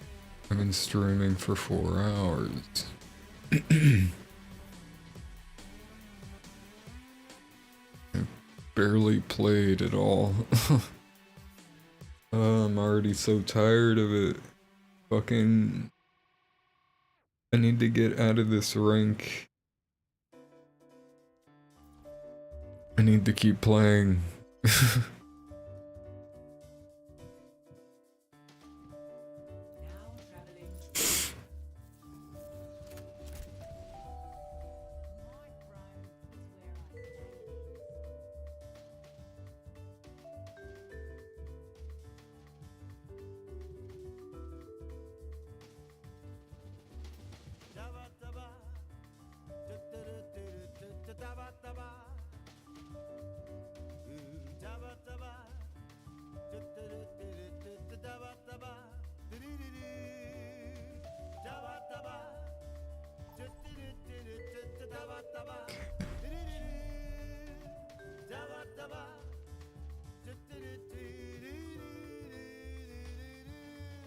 I know you love me.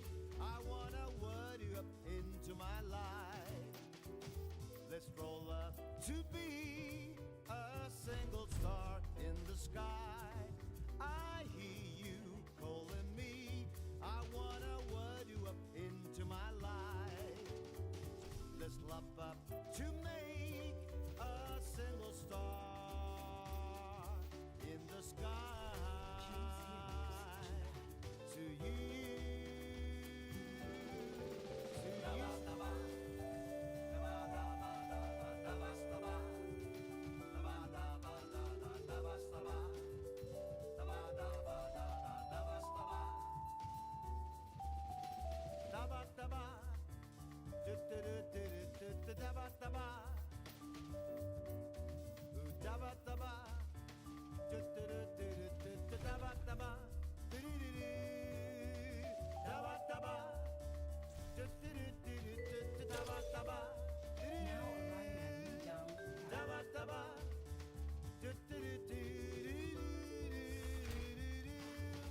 I'm so in love with you. I wanna word you up into my life. Let's roll up to be a single star in the sky. I need you to feel me. I wanna word you up into my life. A gun in Let's each love hand up and a to smile on my make face. a single star with the loudest voice in the who sky. have the most to lose. Good thing I always win.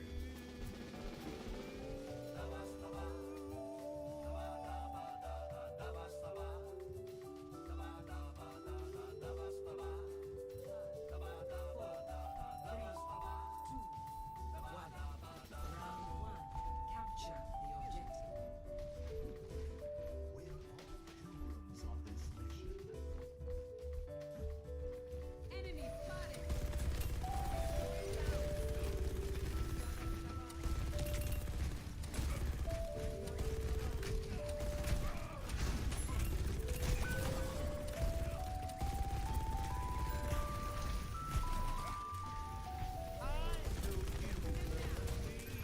I wanna word you up into my life.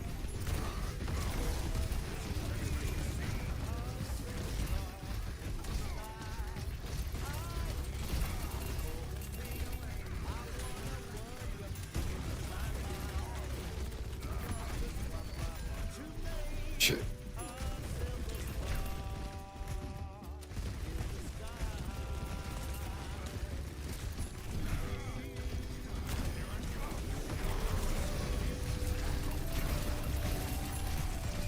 Shit.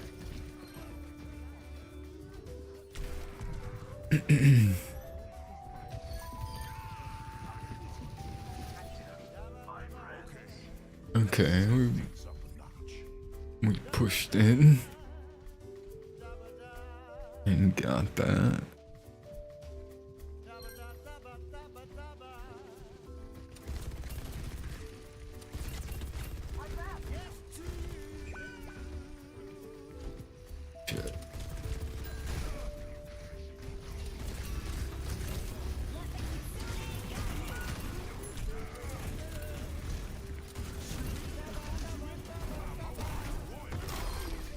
get fucked.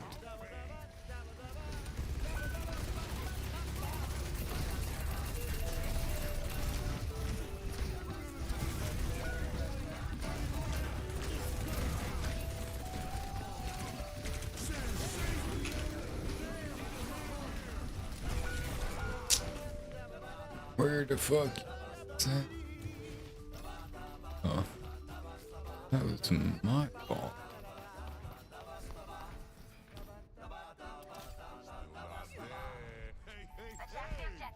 Who's ready to have some fun? How's it going?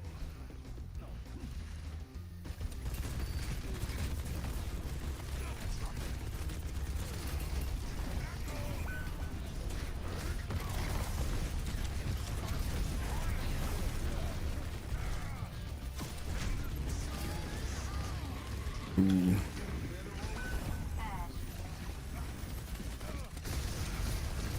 Oh, fuck.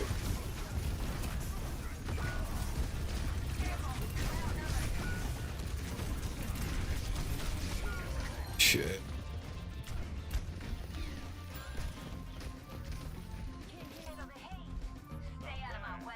Not bad at all. Best round lost.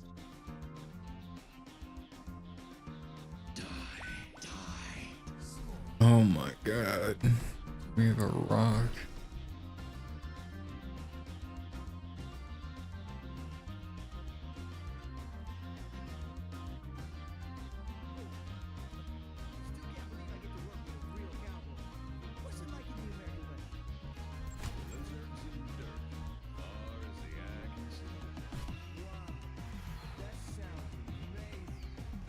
Beats the city, I'll tell you that.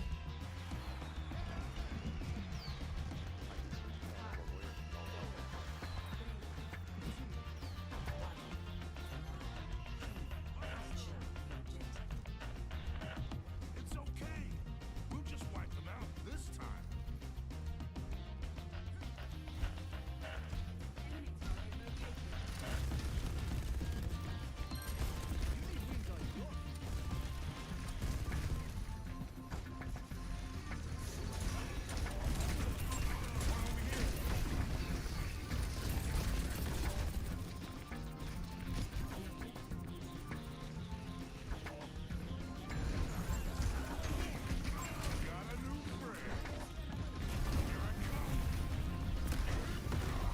Damn.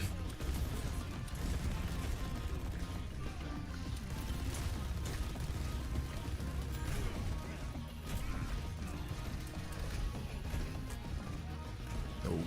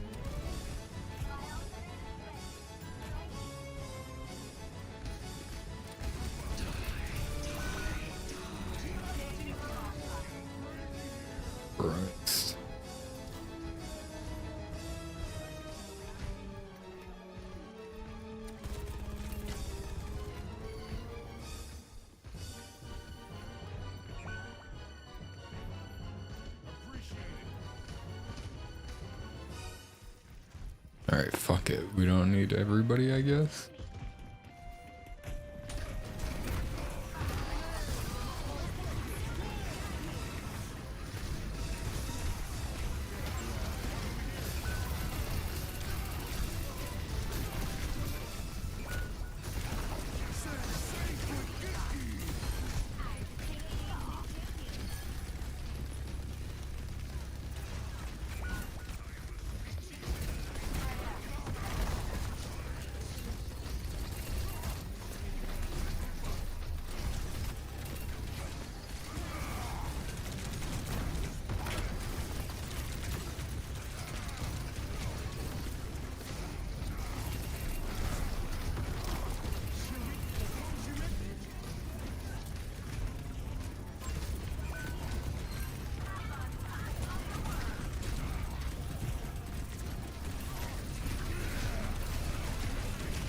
Fucking dead.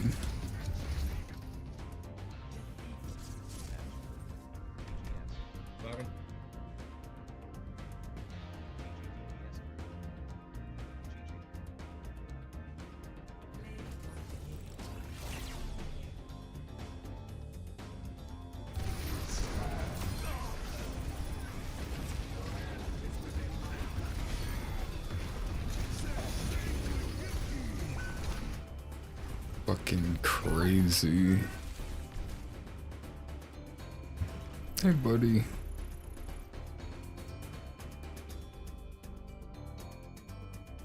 You know, Twitch needs to get on that website, stealing from them. I'm not interested in any cheap viewers. I don't know what the fuck you're trying to sell. Can't.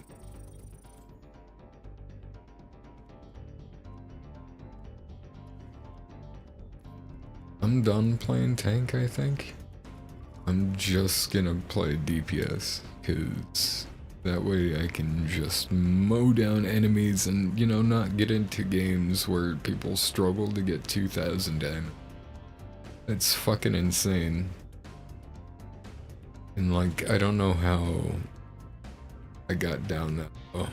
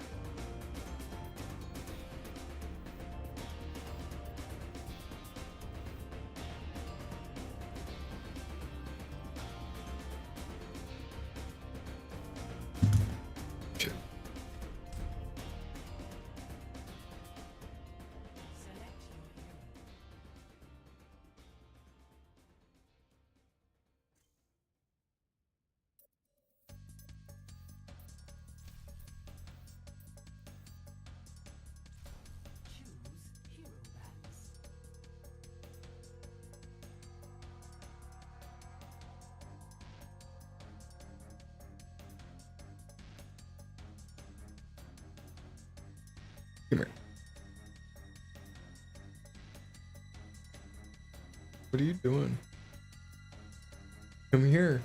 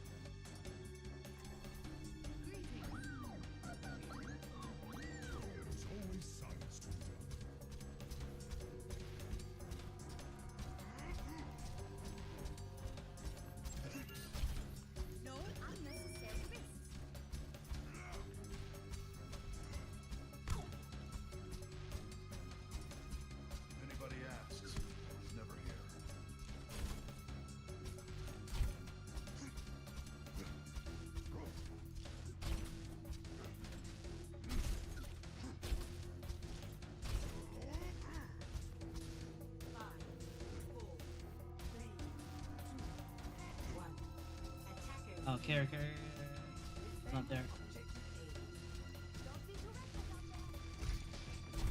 Alright, just be careful. You got one. Over here.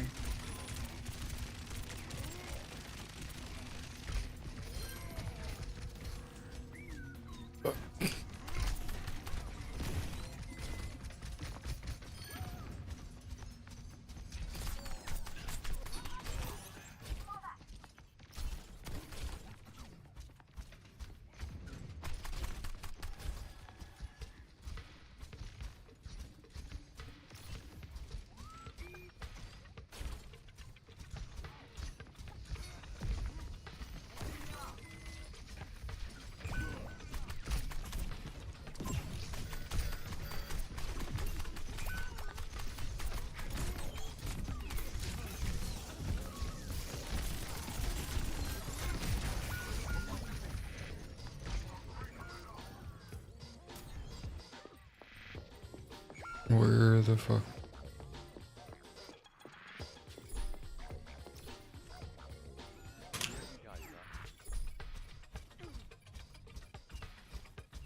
They died on.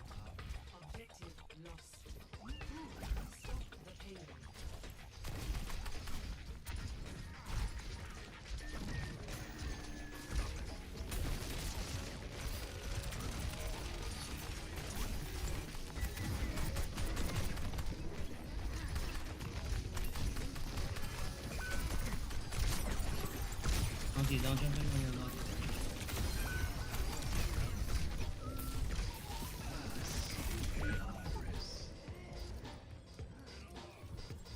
What the fuck is going on? Mercy went in full blast, knowing, like, I don't know how, what the fuck?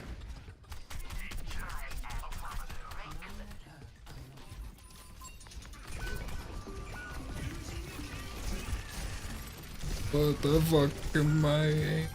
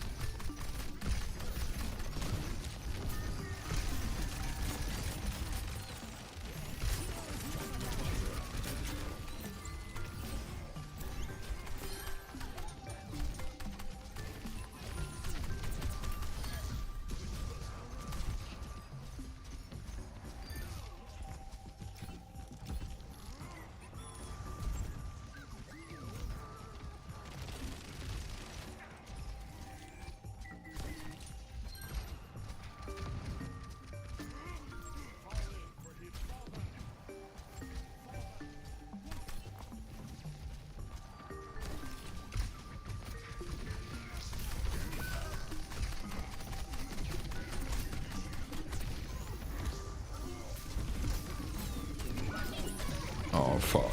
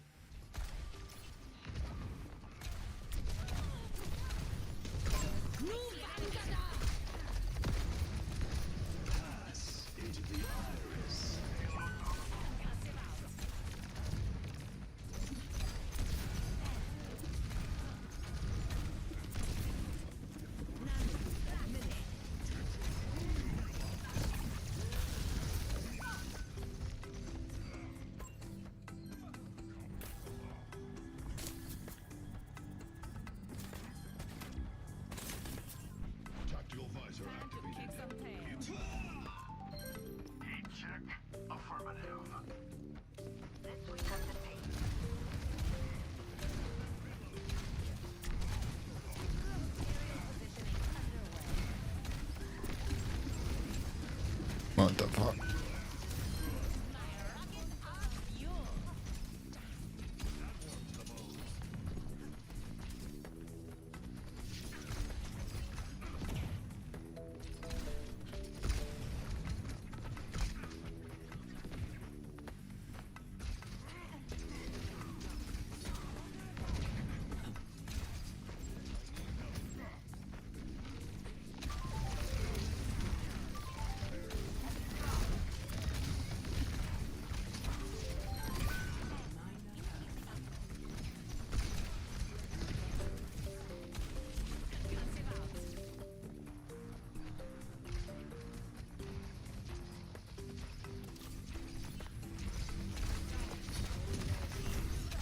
God damn.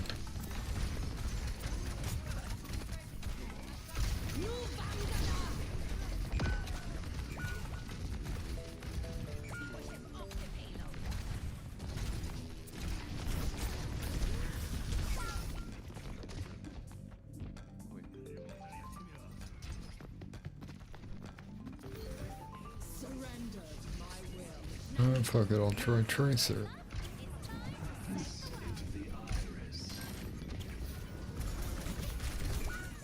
And stomped on. Crazy.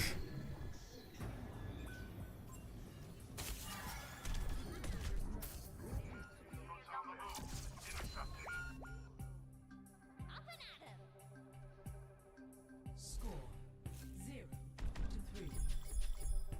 Switching sides.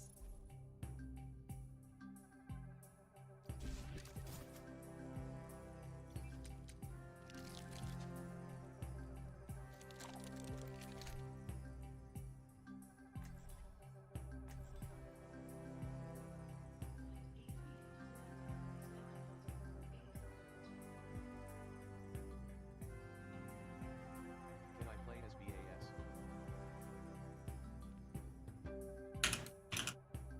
Go for it.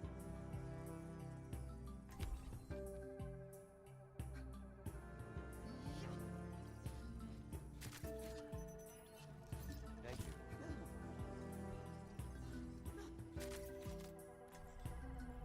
Every soldier. Remember the Vykovsky kingpins?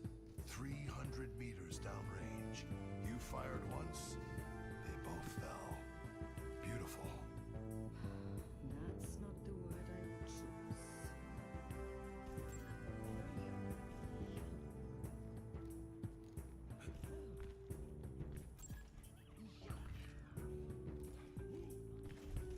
Five, 4, 3, 2, 1. Attack commencing. Capture objective A.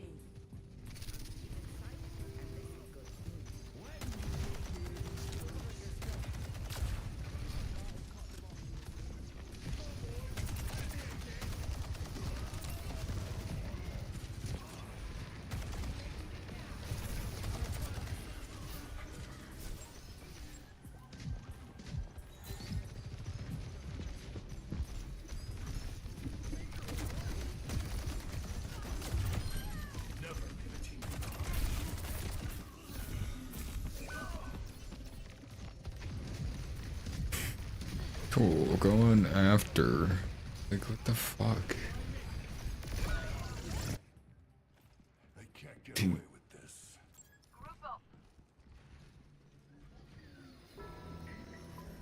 Understood.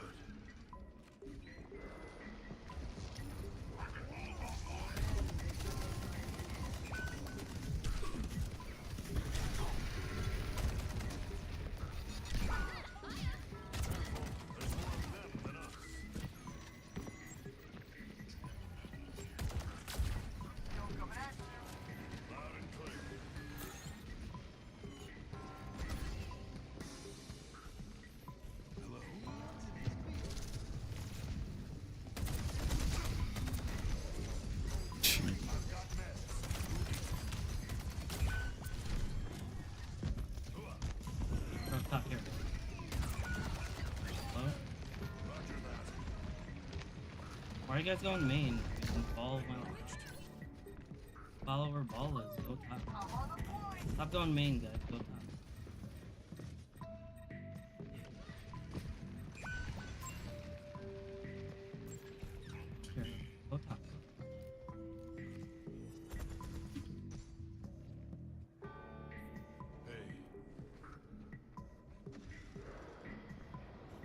fuck are we waiting for?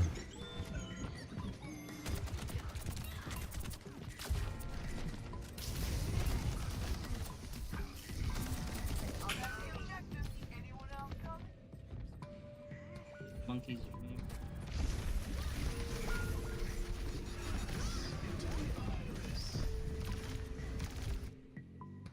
If I'm still standing, I'm still fighting. I don't even know what the fuck to do.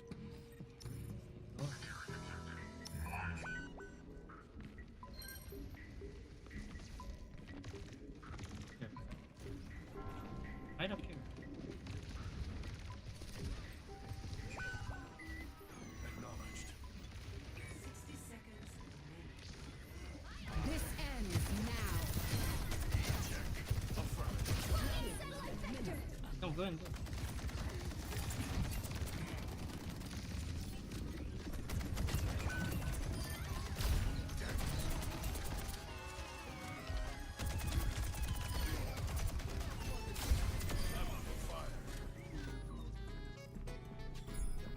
Nice. Don't worry about the ball.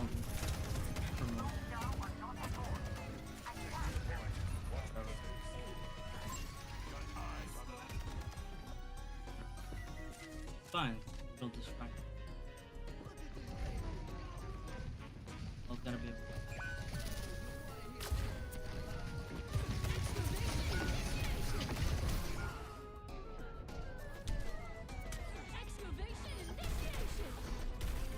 I gotta start playing that character that's like no scope. Have to shoot. That's what I Standing in need, front of the right? Have no. Gotta just It's play like behind. fucking I don't suck. move.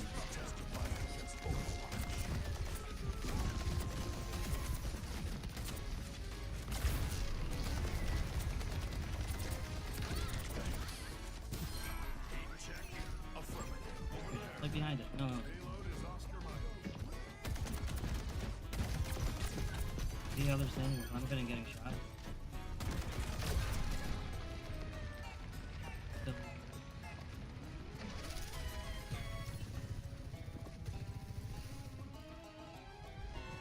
My ultimate is ready. Let's go.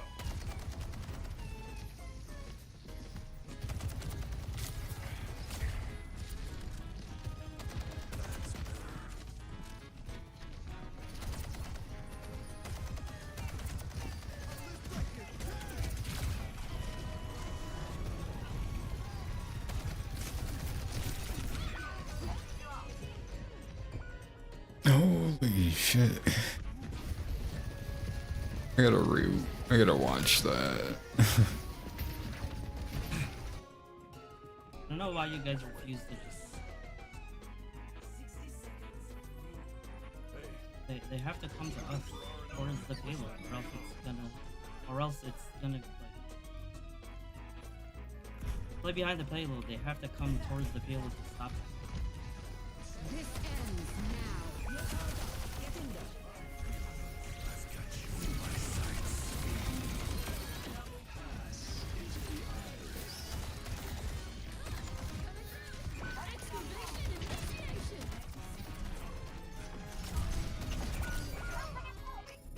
The hamster attack. Good job, team. Alright, I'm watching this guy. Touch, touch.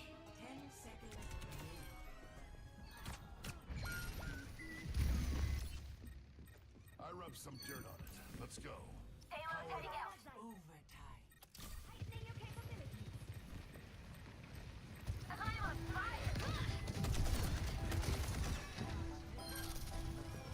Um.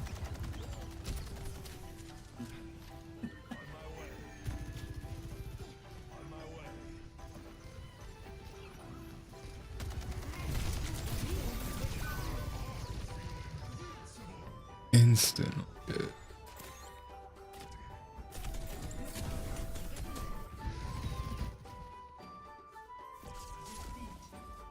Nice. GGGSSSS. GGWP.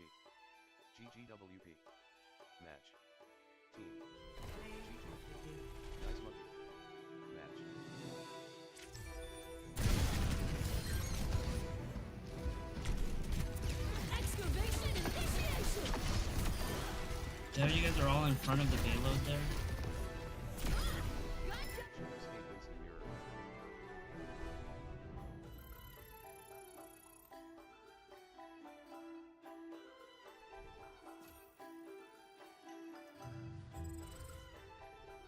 Damn. Alright. I think I'm gonna stream for a bit longer. I guess, considering it's Friday, and I don't know. I really haven't done any weekend streams, at least that I can remember. Nothing like in recent times, at least. I'm gonna have fun with it. I must be rusty. Cause I'm just losing game after game for some reason. And the only way to do better is to get better. So I'm gonna keep playing to do just that. Practice makes perfect after all. But with that said, I'm gonna take a quick break. I've been playing for a couple hours now. I have to use the bathroom. I'm probably gonna grab a snack, do a couple stretches, drink some water, all that good stuff. If you're here, I appreciate you. I'm not sure if there is anybody here or not. Either way, I'm having fun doing this. I'm gonna keep doing it, whether or not somebody shows up. I get to talk into the void as much as I like, or as little as I like. So I'm gonna use the bathroom. I'll be back after these messages.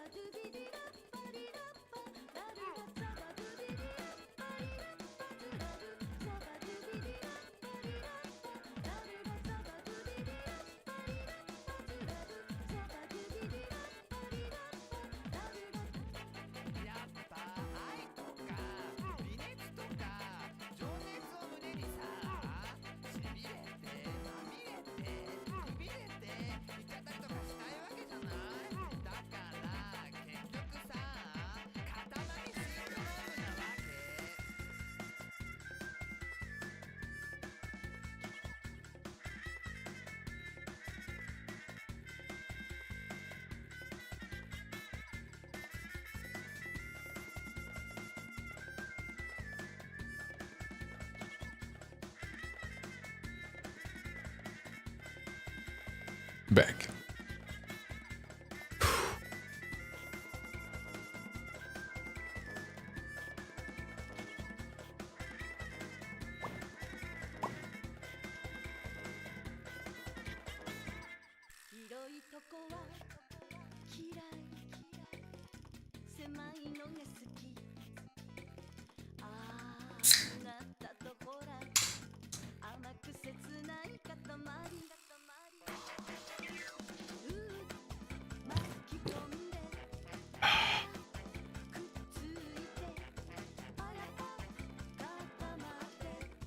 Yo. Okay.